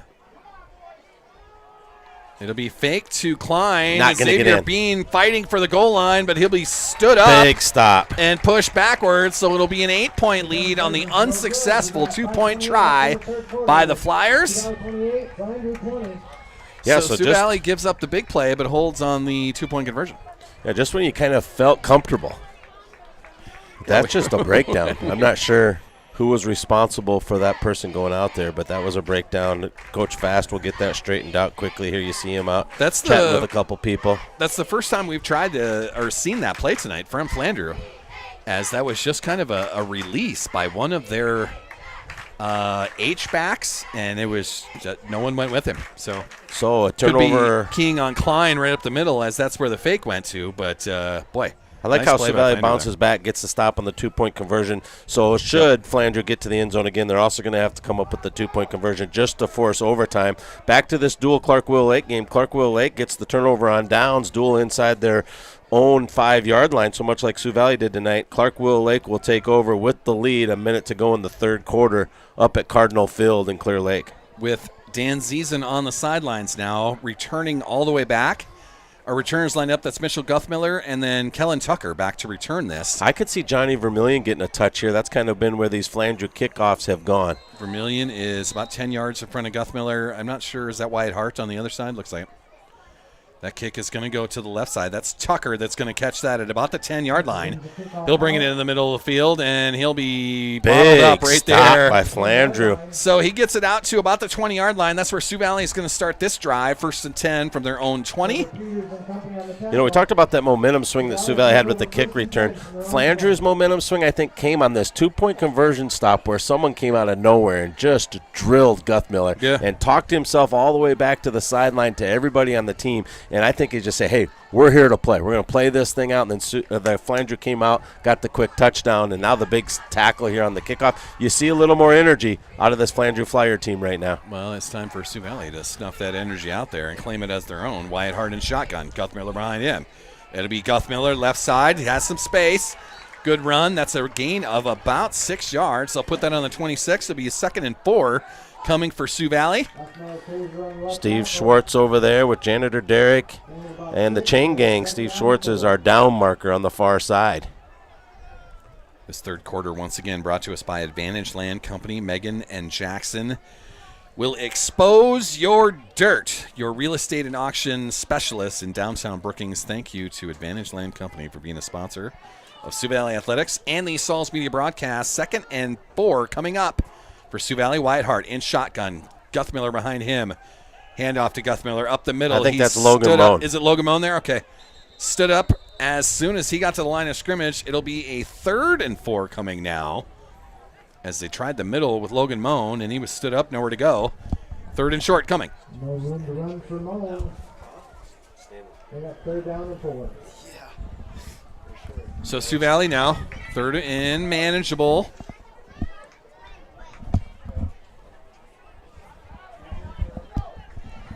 Wyatt Hart in shotgun. That is, I think that's Guthmiller back there now.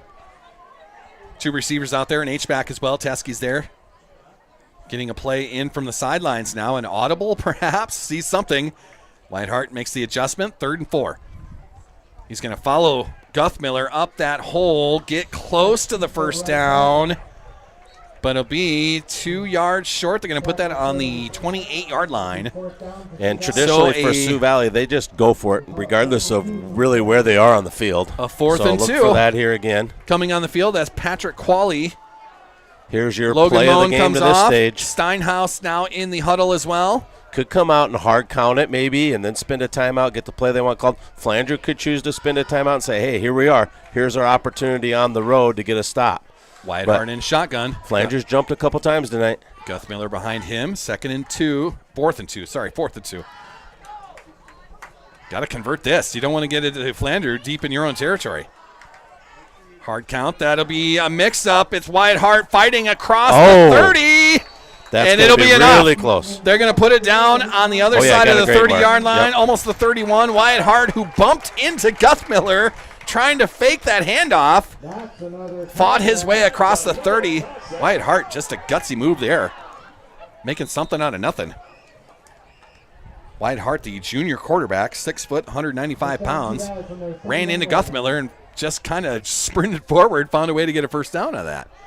1st and 10, Cossacks on their own 31. Whitehart in shotgun, Guthmiller to his left. 3 receivers out there. Tucker in motion. Fake the handoff. That's right over the middle. That's Tobin Squires! The big guy makes the catch. He doesn't have track star speed, but he's a huge body fighting off Trying to bring him down. And he'll get all the way inside the 20-yard line. Tobin Squires right over the middle. We've seen that a few times this season. A big moment there.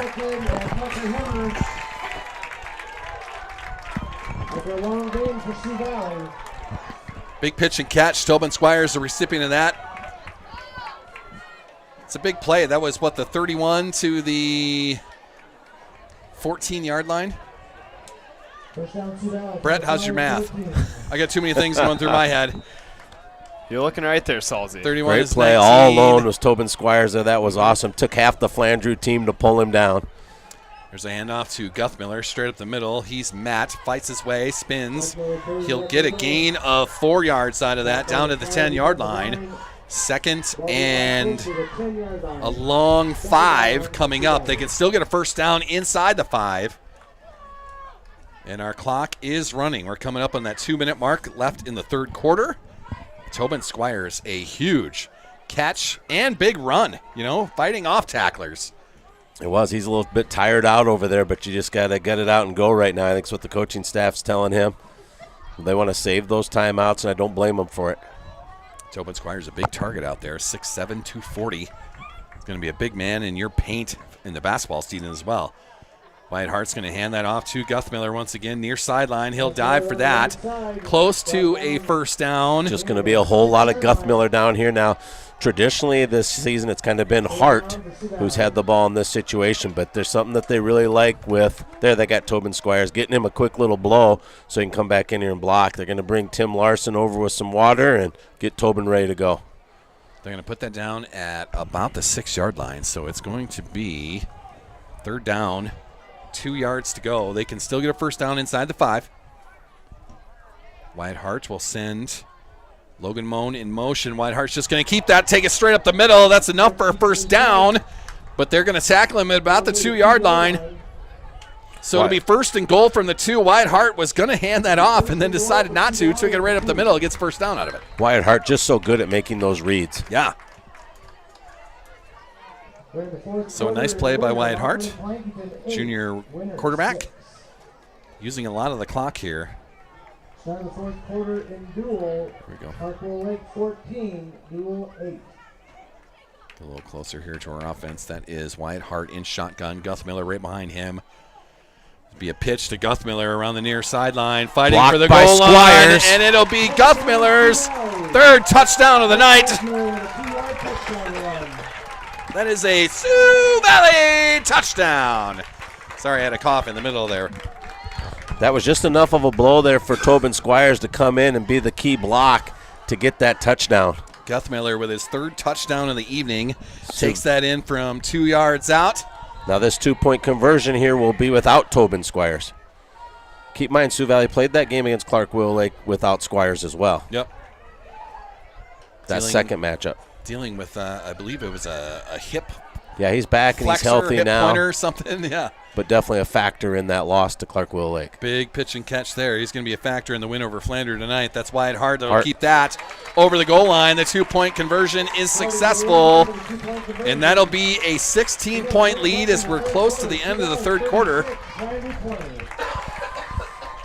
Minute to go in the third here. We're now at 36-20. Sioux Valley with the lead. Guthmiller, his third touchdown run of the night to go along with a 2-point conversion that he had as well. The other scores for Sioux Valley tonight came kickoff return from Braden Danzizen from nearly 90 yards out, and the pick six way back in the first possession of the game from Hunter Steinhaus.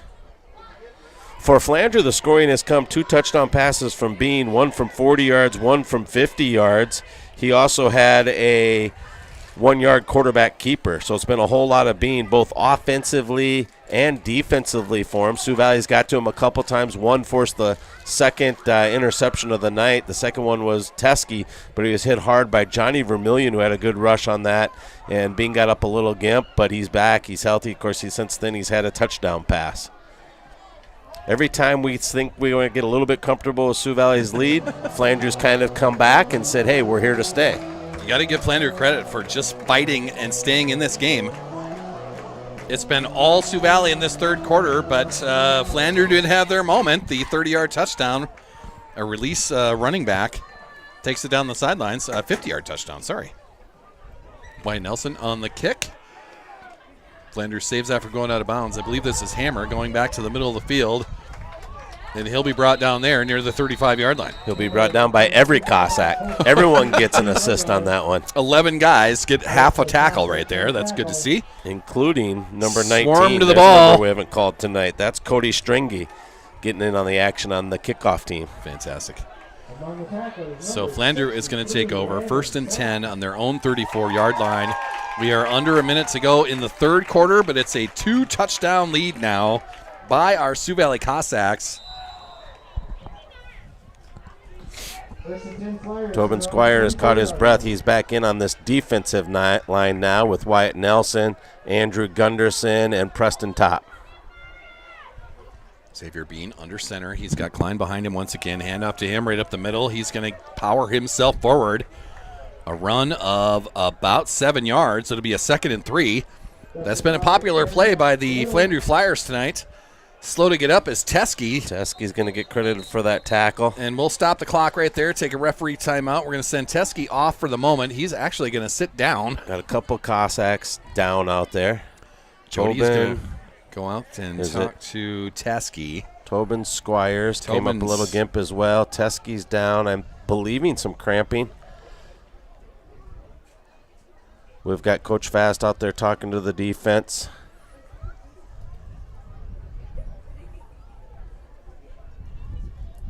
Water bottles around. I think that's Ben Smith out there making sure everyone's got a water bottle. Water important. And since it's not a timeout, I think Sioux Valley's pulling some of the coaches out of that huddle. We were mentioning during the volleyball broadcast last night that it was 85 degrees yesterday. It was 87 on my car temperature gauge on the drive over here. Apparently on Sunday, we're actually going to get some fall temperatures coming. Which you can it might get into the 40s in the evening time. That'll take care of the bug problem we have going on right now.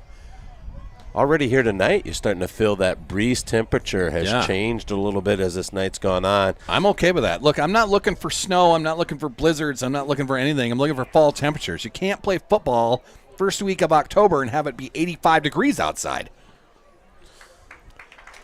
There it is. Also, he's back to his feet. Tim and Jody. Oh, yeah. I'm going, Tim, assistant football coach here, but he might also be assistant trainer. Could be. Done a lot of work here with Jody and attending to everyone who goes down. So we appreciate Tim for that as well. All the coaches have a variety of roles. Tim helping out with the trainer side of things. Also the emotional leader as far as a coach goes. The inspirational leader. So, yeah, we've got a 2nd and 3 From the Flandreau 41-yard line, Xavier Bean's going to be under center. He's got Klein behind him. Also, Poitra back there. That's going to be Klein straight up the middle. They've been doing it all night. Squires with that tackle. I think that breakage in play gave him a chance to catch his breath and get recharged. That'll be a first down for the Flyers as they get to the 45-yard line. Have a 1st and 10 right there. Of course, Squires had that key catch on that last drive for Sioux Valley. Huge. Wyatt Nelson's going to come to the sideline. So some fresh bodies, some of the twos coming in here for Sioux Valley's defensive line. Is that number 55? Yeah. Holden Rusink has come in. Good to see Holden out there. Xavier Bean under center for Flandreau. He's got Klein behind him. Also Poitra is back there. Handed off to Klein once again, straight up the middle, and he will be brought down on the other side of the 50. That is... I can't see the number 14. Oh, that Weston Pitts on the tackle there. Yeah, you're seeing Weston Pitts, Holden Rusink, Harvey Hart. So a lot of maybe twos, if you'd want to say that. Some of the JV guys. Sioux Valley here with a comfortable lead, making some substitutions. That is the end of our third quarter. We will go to the fourth quarter, up 16, 36-20. Bringing us our quarter break, it is going to be Tropical Smoothie Cafe, a huge sponsor for Sioux Valley Athletics. Ann Park, the owner of Tropical Smoothie Cafe, is sponsoring our girls' sports this year, as those girls will get free smoothies for their player of the game abilities. But also a part of every broadcast we're doing. Thank you, Tropical Smoothie, for being a part of all these. They're right on 6th Street across from the Brookings Aquatic Center. Get in there and get your smoothie, man. So Sioux Valley, a 36-20 lead over the Flandreau Flyers tonight. It's been back and forth, but the third quarter owned by Sioux Valley that time. Mitchell Guthmiller now with 3 touchdown runs of his own. A 30-yarder backed up by a couple of shorter touchdown runs inside the 5. He's had a giant game. Of course, been in on everything defensively as well. So now Flandreau is going to turn around on the Sioux Valley side of the 50. That's placed on the Sioux Valley 48-yard line. And this is how our fourth quarter is going to start. Double wing look here from Flandreau. That's, again, it's Klein right up the middle. So even though they're doing the double wing thing and trying a lot of motion, it's been Klein up the middle all night long for this offense. And that gets them close to a first down. 3rd and 1 coming up at the Sioux Valley 46-yard line. Yeah, so the quarter stop allowed Sioux Valley to catch their breath and get their ones back in on the defensive lines. You're seeing Gunderson, Tobin Squires, Wyatt Nelson, and Preston Top. Then you're going to see Guts Miller, Johnny Vermillion, Wyatt Hart. It's the same formation for Flandreau. That is Klein right behind Xavier Bean. They've just been handing it to him all night. That was going to be another one, penalty. But a flag down. That is a motion penalty on the offense. False start, and that'll back him up 5 yards. 3rd and 6 coming on the other side of the 50 now. That's at the Flandreau 49-yard line. That was a big penalty there, as that was just going to be another handoff to Klein right up the middle. 5th penalty for 30 yards against Flandreau tonight. As much as we have struggled with that play, there's nothing fancy about it. That's Klein straight up the middle. He's either going on the one side of the center or one side of the guard. That's been it. There's no motion to it. Easier said than done. He runs hard. He's a truck. He does good things out here for this Flandreau team. It's been a challenge for the Sioux Valley defense. There it is again, 2 H-backs. This is the Winter Warrior formation. They'll fake it this time, throw it right over the middle, and knocked away. Kellen Tucker there on the defense. Look for Flandreau to go for it here. Midfield, down 2 scores. 4th quarter football, 11B football. 4th and 6 from the Flandreau 49-yard line. That was a throw. Good defense by Kellen Tucker being there, getting a hand in that, a paw in on that. Forcing the 4th down by the Flandreau Flyers. What's their plan for this? Yeah, you mentioned the Winter Warriors making some of that tradition. Flandreau ran their share of it when Coach Statham was there. Of course, West Central Trojans under Jim Utek and Kent Mueller and the run that they went on running the double wing. But Kent Mueller, now the defensive coordinator on that Freeman team in 9-man football, number 1, I believe. Xavier Bean is going to throw it once again, rolling out to the right. He's got a receiver. No flag down, as the defense was by Wyatt Hart that time. And that is going to be a turnover on downs. So a good hold by the Sioux Valley defense. From the Flyers, 49-yard line. And that's where Sioux Valley's going to take over at the Flyers' 49-yard line. 1st and 10 coming for the Sioux Valley offense. Wyatt Hart on the defense there. Good hold by the D. What do you have for duel in Clark Willow Lake there? Still 14-8.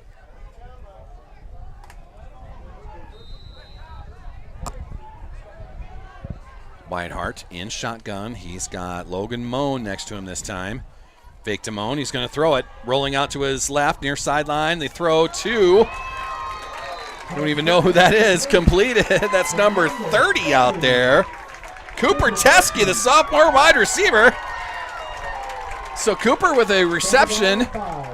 Be a gain of 5 yards. It'll be 2nd and 5 from the Flandreau 44-yard line.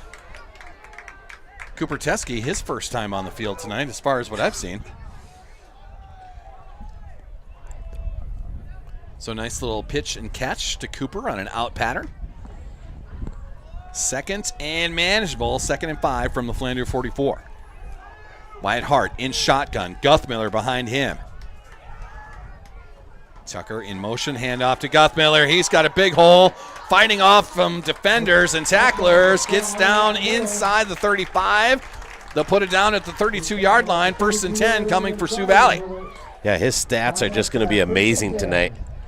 Big run there. As they were, what, at the 40? What did I say they were at? Is that like a 10-yard run there? 10-yard run. Okay. They got 5 yards out of that first play. Just kind of fortunate. Flandreau had that pass play sniffed out. Guthmiller again around the left side, near sideline. Gets to the corner, and will have enough for a first down there as well. As he's brought down inside the 20-yard line, right at the 20-yard line. Yeah, going to stay in bounds and keep that clock moving. A red zone trip for the Sioux Valley Cossacks. Maybe I'm wrong on that.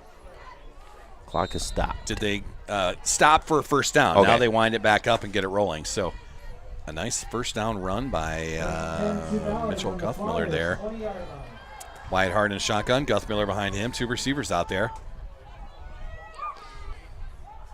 Coach Fast and Coach Trigstead here getting some things, discussing some ideas for the Guthmiller rest around of the the game. right side that time, fighting off defenders, dragging them to He's the gonna goal get line. in. He's in! Count it! Mitchell Guthmiller, his 4th touchdown of the night. Touchdown, Sioux Valley! Guthmiller would not be stopped from 20 yards out, dragging defenders with him, and he reaches for the goal line and falls across. What a run, Mitchell Guthmiller. Sioux Valley now up 42-20 here going into the 2-point conversion. Mitchell Guthmiller will not be denied on that run. Sioux Valley's going to try for 2. Wyatt Hart in shotgun. Logan Moan next to him this time, as I think Guthmiller's on the sidelines this time. Much deserved break. Logan Moan, handoff right up the middle. He spins to the goal line, and he'll be in for the 2-point score. So they convert the 2, take a 44-20 lead with about 9.5 minutes left to go in this game. Guthmiller, his 4th score of the night. Well, I believe that was Guthmiller in the 2-point conversion as well. Really? Yeah. I thought it was right here. Logan Moan that had it. All Just right. took the helmet off, right? Yeah. All right. Well, give just Guthmiller to add 2 more. to his point totals. Senior leader putting his teammates on his back tonight. 44-20. Of course, like I said, this game not even as close as it. Not that that score is close, but Sioux Valley's also left 2 other scores out there. Yeah. Twice stopped inside that 5-yard line, or you'd be looking at, 50-60 point night here already. Other than the running back for the Flandreau Flyers, that's that Justin Klein that we've had a problem with. Other than that, I think we are getting in that spot of the game where there's so few team members of the Flandreau Flyers, they could be getting worn out now. Bean throws a good ball as well, makes some good reads. They got some good things. They just don't have the depth that Sioux Valley has. Sioux Valley's at home, and I think that big kickoff return by Dan Ziesen just, caught their spirit, took their spirit from them, so to say, out of Flandreau, even though it was only tied at that time. I think they were pumped. They were jacked about having the lead, and that was just the backbreaker. It's the interception by Broden Teskey as well. That kickoff is going to go out of bounds, so that'll be a flag on Nelly, who is a little frustrated with himself out there. Ball will be placed on the 35-yard line. That's where Flandreau is going to have a 1st and 10. So not only that kickoff return for a touchdown you're talking about there, it's the interception by Broden Teske. It's the little catch by Cooper Teske over here that, those little things like that. Getting in front of a pass and intercepting it is a huge deal. You turn over an offense deep in their territory and then walk in with Mitchell Guthmiller from there. That'll break your spirit. I mean, that was a confident play call by Sioux Valley. Come out, you're up 2 scores. Yeah. And Flandreau kind of sniffs that out a little bit. That could kind of gone either way. Could have. But you like the confidence in that Sioux Valley offense there to make that play and then come back with a whole lot of Guthmiller. Bean will hand that off to Klein once again. It's been a play that's worked all night. That's going to be another gain of about 4 yards. Tied up in Clear Lake, you guys. And we've got a Cossack slow to get up. He's okay. 56 is Gundy. Slow to get up there, but he's up. He'll be all right. Flandreau moving quickly now. 2nd and 6. Xavier Bean's going to roll out, try to throw it. He's going deep down the far sideline, and that will drop to the turf. Is that Tucker on the defense? It is. Kellen Tucker on the defense. He was looking for Flandreau wanting a flag there. He was looking for Tate Hammer once again, number 6. And it was Kellen Tucker on the defense there, so it's going to bring up a 3rd and 6 for the Flandreau offense. Saw Turner Hofer there for the Sioux Valley team. Coming up on the 8-minute mark. 24 seconds to go. We'll do an update when we get a break in the action here. Xavier Bean's going to roll it out once again. Throw it underneath this time. That goes through the hands of Kneebone and incomplete. Wyatt Hart was there on the defense. And now for the Flyers, you got to think that this is almost like the last chance play here as they are down 24 points. Looking at a 4th and 6 at their own 39-yard line. If Sioux Valley can turn them over here, this could be one of those drives where you just run them out. I could be getting ahead of myself, but high hopes, I guess. Xavier Bean in shotgun. He's got Klein right behind him. Poitras also back there. Fake both. Looking to throw it. Rolls out to the near sideline. That's just a duck. And that'll land out of bounds. No chance of anyone completing that. Yeah, I think Preston Top tipped that a little bit as it was coming off. Top got to him. It looks like Weston Pitts was getting to him as well. And that'll be a turnover on downs. Nice job, Sioux Valley Cossacks on D. So with 8:26 left to go in this game, it is a 3-touchdown lead by Sioux Valley. And now, in my opinion, man, we just run this out, man. Try to use all 8 minutes of this. Yeah, I think Sioux Valley will start to shuffle in some other key players, kind of like we saw Cooper Teske on the first down play of that last possession. Give some guys some opportunities. Not all the time do you get the JV games or the lower level games in this 11B level. It's always dependent upon injuries and number of players out for those other programs to come back on Monday and play those JV games. Steinhaus trying to get out of bounds. It's going to be Jordan Fast calling a timeout to save some sort of delay of game penalty there. So Sioux Valley will call a timeout. This timeout brought to us by some of our other friends. The fourth quarter tonight brought to us by Subway of Volga in Langland Trucking. Subway of Volga, a proud sponsor. They're going to give us sandwiches the rest of the way for the football season. So Subway of Volga, our new player of the game sponsor for the remainder of the football games here. In Langland Trucking, transporting crops and livestock. I bet you the Langlands are busy at the moment, moving soybeans around, now moving corn around.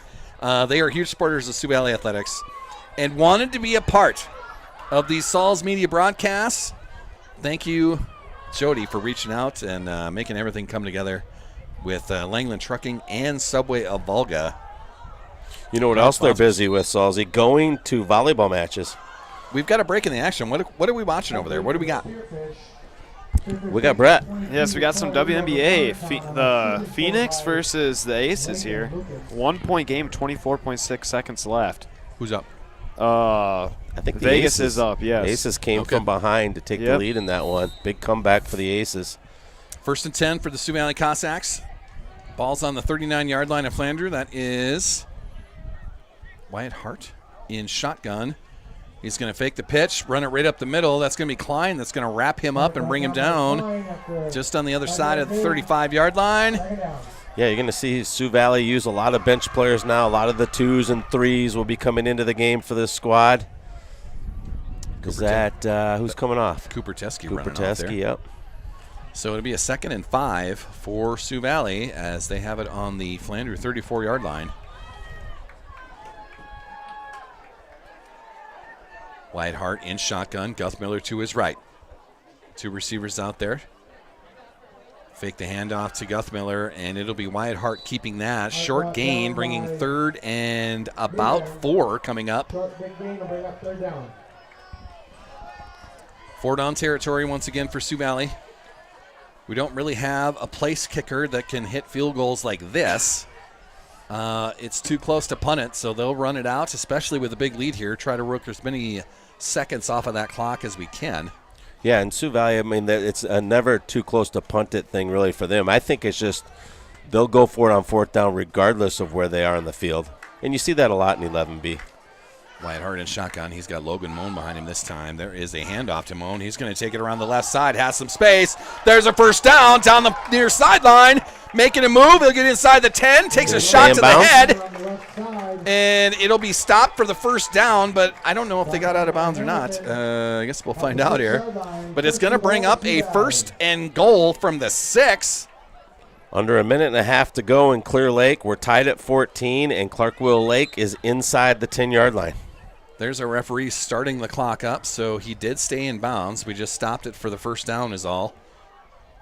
Wyatt Hart in shotgun. Logan Moan behind him, fresh off the big run he just did there. Handed off to him again around the right side. He's going to be stood up at the 5-yard line. Brought down around the 6, so no gain there. It's going to be 2nd and goal from the 6-yard line. On the tackle. 2nd down. Clock just ticking away. Sioux Valley in control here. Just trying to finish this game off, move their record to 500 on the season. This would put us at 3-3.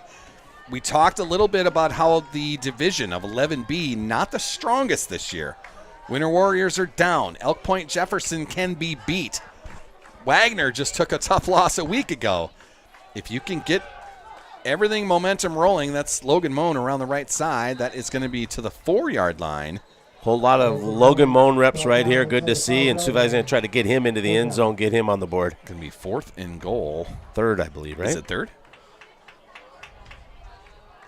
And we've got a cramp out there by a Flandreau Flyer. We're thinking about being hungry after the game. Meadow Creek will be open after the game, and the kitchen will be open late. I know there's more than one. Clark-Will Lake, I believe, on 4th and 1. I'm hungry after the game. And what do we have? A big penalty. I think Clark-Will Lake jumped off sides. Somebody jumped.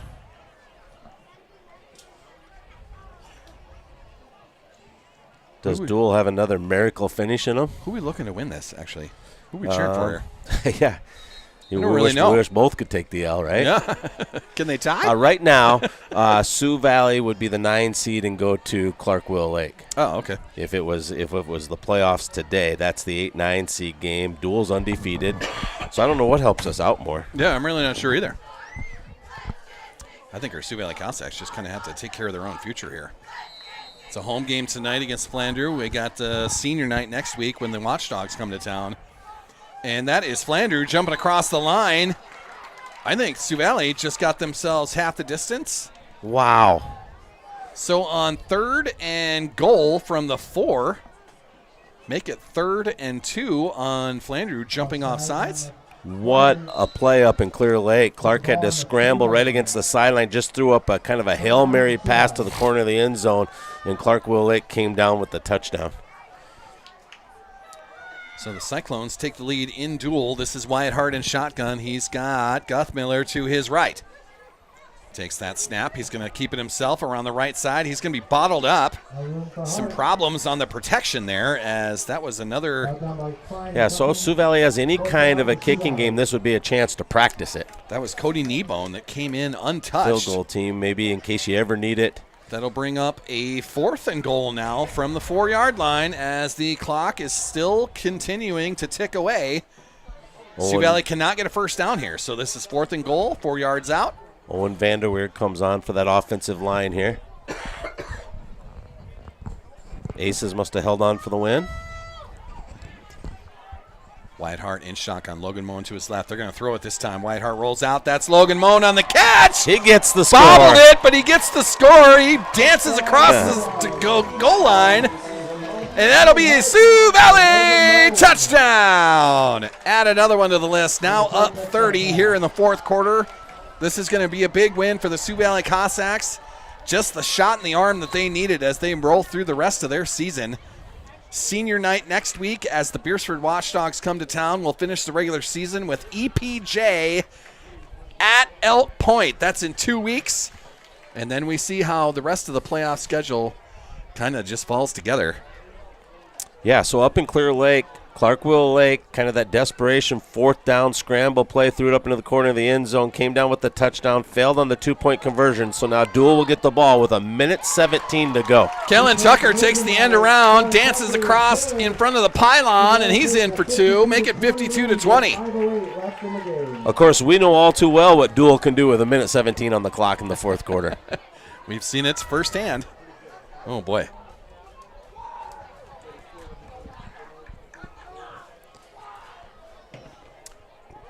So a good drive by our Sioux Valley Cossacks as they did get a lot of time off the clock that drive as well. Looking at about 5:08 left in this game now.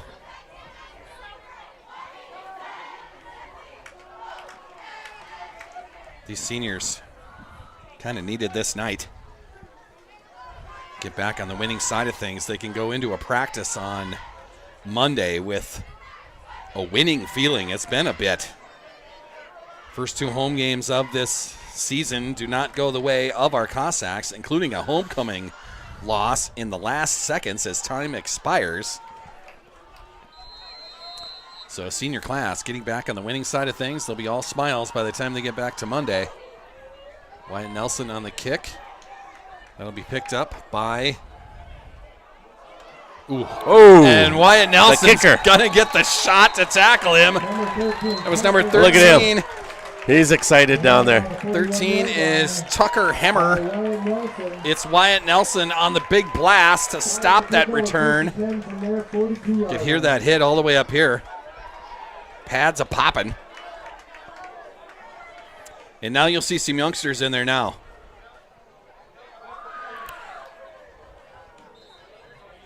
Damon Eaker has come on for this Sioux Valley defense. Colton Kistner is in the game. Cody Stringy, Johnny Vermillion. For Flandreau, Hudson Rusink.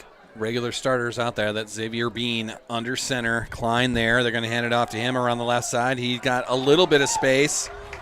It'll be a tackle by, I can't see the number yet. It is 19. Harvey Hart's out there as well. 19's Cody Stringy. Stringy on the tackle there. He got in on one on a kickoff team as well. Cooper Teskey's back as safety. 2nd and 5. Clock still ticking away. We're coming up on the 4-minute mark left in this game. Xavier Bean is going to hand that off to Klein once again, right up the middle. It's been all night long. That's going to be a first down, and he gets to the Sioux Valley side of the field at the 45-yard line. Flanders going to have a 1st and 10 from there. Patrick Qualley out there. Yeah, more JV kids Ashton coming in and out there. Warney. I think the starters are done for the night on the defensive the side of things. twos are done as well. I think we're to the 3s and 4s here for the Sioux Valley team now. Being under center, he's going to throw it this time. Over the middle and dropped. That is number 10 trying to bring that in. That's Alex Xavier Poitra, the senior wide receiver. It was in his hands and then came out. Tegan Mode on the field right now for Sioux Valley. Incomplete on that. It's going to be 2nd and 10 for Flandreau on the Sioux Valley 45-yard line. Sioux Valley just trying to close this out. Landon Sapp, the 185, 5'10" freshman, in for Sioux Valley. Xavier Bean, who's got a little bit of limp to him now, under center once again for the Flyers.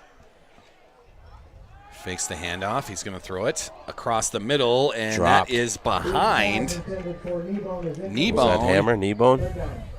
Throw is behind him. He couldn't bring that in. It'll be 3rd and 10 now as the clock not running anymore off of these incompletions. Coming up on the 4-minute mark left in this game. It's a big lead for Sioux Valley now, 52-20. Getting to see senior Max Jenin get some reps here tonight as well, the 248-pound 6'1 senior. Bean going to throw it again. That's just a swing pass. Klein around the left side. He'll get to the far sideline and out of bounds. That'll stop the clock over there as well, but a first down for Flandreau. So up in Clear Lake, Clark-Willow Lake leads 20-14, 47 seconds to go. Dual facing 2nd and 20 from their own 40.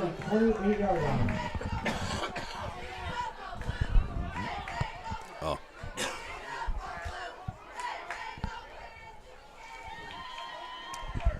I formation for Flandreau this time. Give that to the deep back. That is, I don't think that was Klein that time. That was number 13. That is Tucker Hemmer on the carry that time. Short gain, 2nd, and looks like 8 yards coming up. The ball is on the Sioux Valley 27. Johnny Vermillion will be done for the evening. Clock still running. Jamison Tanderup in for Sioux Valley. Bean will hand that off. It's an end around and brought down. Nice play there. That is number 44 for Sioux Valley. Who's that? Ashton Warney. Ashton Warney on a nice tackle. In comes Carson Langstrot for Sioux Valley, the freshman. He's 6 foot 260.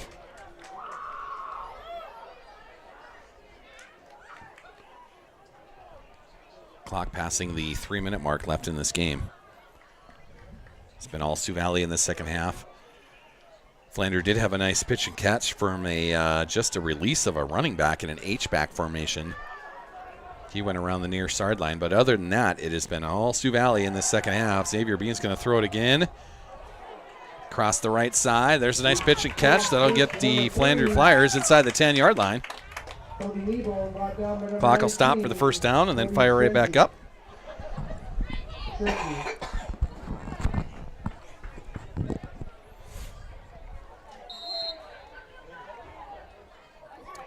The catch that time, that was by 13 again. That's Tucker Hemmer. He is hunched over in the huddle there. Looking at 1st and 10 now for Clark-Willow Lake. So this game's going to be over. They're going to be able to take a knee. Okay. Clark-Willow Lake's going to get the dub. Well, I hope that helped us. So Sioux Valley going to get a big win here tonight. There is 5 undefeated teams coming into tonight, and Dual goes down. That is Justin Klein. He will be taken down inside the 5. Nice job of running that down. What's the number on there? 33? 33 is Tyson Norgard with a nice tackle on the far sideline. So I believe this is a final. The Phillips Scotty's 44, the Hill City Rangers 37. Maybe not quite a final yet. Might be a little bit of time left out there in that one. Second down.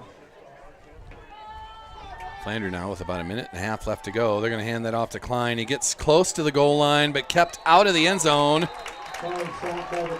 Coming up off that tackle is number 44 and 38. Who do we got there? 44 is Ashton Warney. 38 is Tegan Mode. A couple of nice tackles right on the goal line. And that'll keep the clock rolling as we're coming up on the 1-minute mark left in this game. Mobridge Pollock, another undefeated team out there, now up. They're number 4 in the state, now up 12-9 over winless lead Deadwood. 3rd and goal coming for the Flandreau Flyers from the 2-yard line. There's a pitch to, was that to Klein? I can't see the number on that. I couldn't quite tell on that. Yeah, it looks like Klein brought that in. I'm going with the dirtiness of the jersey there, that to be Klein. The pitch to Klein, and Flandreau is across the goal line, but too little, too late for this Flandreau Flyers. They'll try for 2 as well. No, they're actually going to try to kick this. Xavier Bean's going to try the extra point here. Yeah, just smart. Get those reps in, right? That tells me that Sioux Valley doesn't have anyone that they can rep with, since we just didn't try one of these. This game went final up in Clear Lake. Clark-Willow Lake 20, Dual 14. And that extra point kick will be good. Xavier Bean connects on the 1-pointer. 52-27, our lead by Sioux Valley, and we are under a minute to go. Nice job by this senior class, getting back on the winning side of things, getting back on the good feelings side of things. And with senior night looming a week from tonight, the Beersford Watchdogs will come to town, and it'll be a 3-3 Sioux Valley team. Now, look, again, we've talked about the 11B not as strong as recent years. The Winter Warriors are not the same team. EPJ can be beat. St. Thomas More, we played them to the brink out in Rapid City. Wagner just got beat a week ago. It's a division that is kind of up for grabs. It's up to Sioux Valley to make a run at that thing. It'll start next week. Going on a big win here over the Flandreau Flyers and trying to continue that momentum. Yeah, some interesting scores coming in today. You got number 1 Elk Point Jefferson all over Wagner, 48-0. And you've got number 3, the Bucks from Woonsocket Western Springs, Sanborn Central, winning 33-0 over Miller. What do you got for St. Thomas More over there? Where are they doing? St. Thomas More won big. Okay. The game that's interesting out there, Mobridge Pollock trying to hold on to the win over winless Lee Deadwood. That's 12-9 at Ferguson Field. Okay. Mobridge Pollock's up 3 late in the fourth quarter. Xavier Bean on the kick for the Flyers.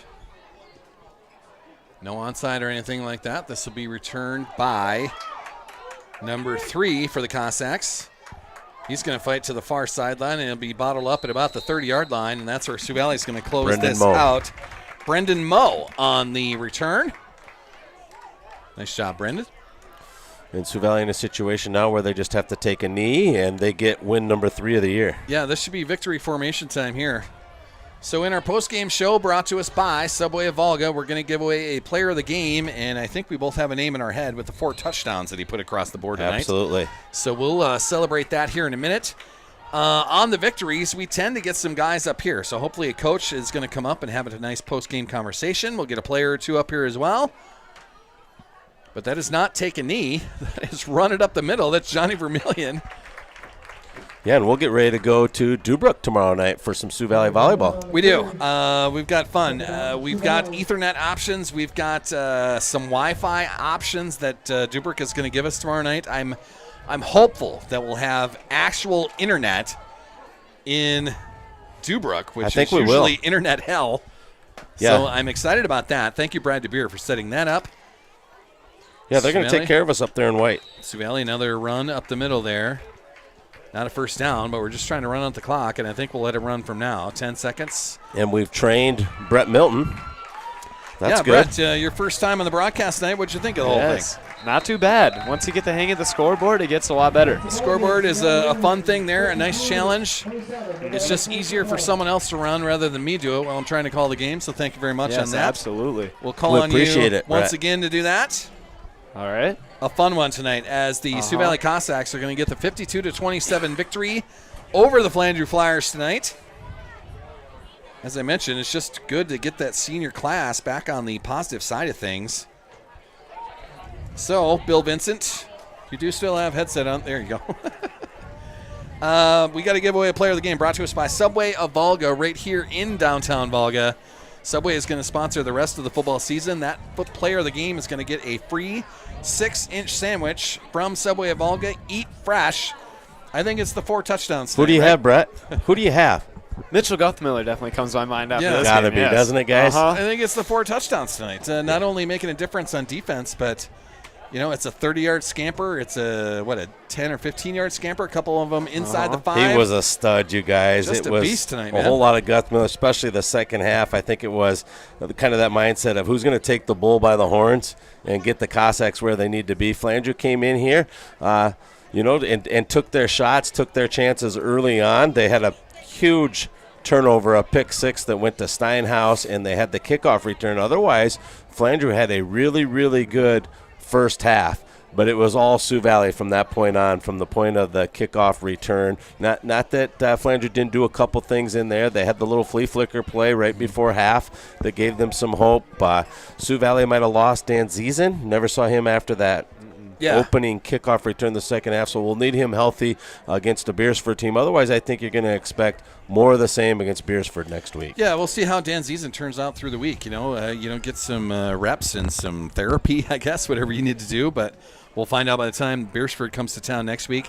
Senior night for this senior class, as it's the last home game, at least during the regular season.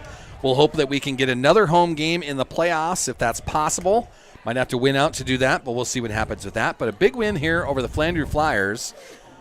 I'm not sure if we're going to get anyone up here. Yeah, I think a win against Beersford will do that, to be honest with you guys. We're already setting, at the 8 seed coming in tonight. You win tonight, you win next week. I think the EPJ game could go either way. We'd prefer a dub. Yeah. But I think if you did get a dub there, you could sneak all the way to that top 4 situation and have things happen that way. Beersford took a tough loss tonight. Dakota Valley in Beersford is 17-14 the final. So the Watchdogs move to 2-4 on their season. So I don't know what we're doing, Salzy, but I got both ear feedback now. Really? Up here. Sweet. So I don't know what that is. I don't know what's going on either. I've got 2. We always thought this was a 1-ear headset. Yeah. It's got 2 ears right now. Well, maybe. So we got to keep that in mind tomorrow night. I don't know, man. Not that we need both ears in these. Woonsocket, Weston Springs, Sanborn. Why do you always do that? That's awesome. Just distractions. That's awesome. Woonsocket, Weston Springs, Sanborn Central. Big win over Miller Highmore Herald, as you mentioned. That's number 3 team in 11B. It is Hot Springs getting a win over Custer. Millbank a win over Webster. St. Thomas More, the number 2 team in 11B. They win big tonight. Mobridge Pollock still down 3. Is that at home? Where is Ferguson Field at? Is that in Lee Deadwood, or where is that? Lee Deadwood, 0-5 on their season. That is a home game. That is. That's in Lee tonight. So Lee Deadwood, winless on the season. They have a 3-point lead with 1 minute left in the fourth quarter over number 4th ranked Mobridge Pollock. Another example of 11B just kind of being wide open out there. EPJ, a big win over Wagner. That was in Elk Point tonight. That's 48-0. The number 1 team in 11B over the number 5 team in 11B. Wagner, 2 tough losses in a row as they lost to Woonsocket, Weston Springs, Sanborn Central just a week ago. So 11B still wide open out there, man. I'm getting a text that Hill City took a tough loss tonight. 44-43 is the final. So Phillip makes Hill City not undefeated anymore, as it's a big win in Phillip. EPJ, ELB, sorry, number 3 team in 9AA. They get a 6-9-21 lead over Garrettson. That's in Elkton tonight. Freeman, a big win over Centerville. Hamlin, a big win over DeSmit. Sorry, Bulldog. Warner, a win over Redfield. I'm just talking about the ranked teams. Howard gets a nice win at Hanson tonight, 12-7. We move to the big boys. It was Sioux Falls Christian getting a big win tonight. Number 2, Del Rapids survives West Central, 21-20. That was in Dells tonight. That's the 2-4 matchup in 11A. Lennox receiving votes. They get a big win over Canton. Sioux Falls Christian destroys the Tanagers. St. Thomas More beat up on Bellefouche tonight. And number 3, Madison, gets a big win, 33-7 over Tri-Valley. That is another 11A matchup. And I think we'll close this up. I'm not sure if we're going to get any players. They're having a nice meeting down there. We don't want to get in the way of that. Maybe we'll talk to them at the coaches show on Monday. That'll be down at CC's Bar and Grill on Monday night at 7 o'clock. That's going to do it. A big win for the Sioux Valley Cossacks tonight. Thanks for watching, everybody. We'll be back at it tomorrow night. Volleyball on the road to White. That's a 6:30 varsity start, and we'll see how that goes. I got my tripod. My tripod is in the window, Bill. Okay. Jesus. So, yes, in White tomorrow with the volleyball squad. That's a 6:30 varsity start, and that's going to do it for a Friday night. Big win for Sioux Valley. Thanks for watching, everybody. We'll see you tomorrow night in White.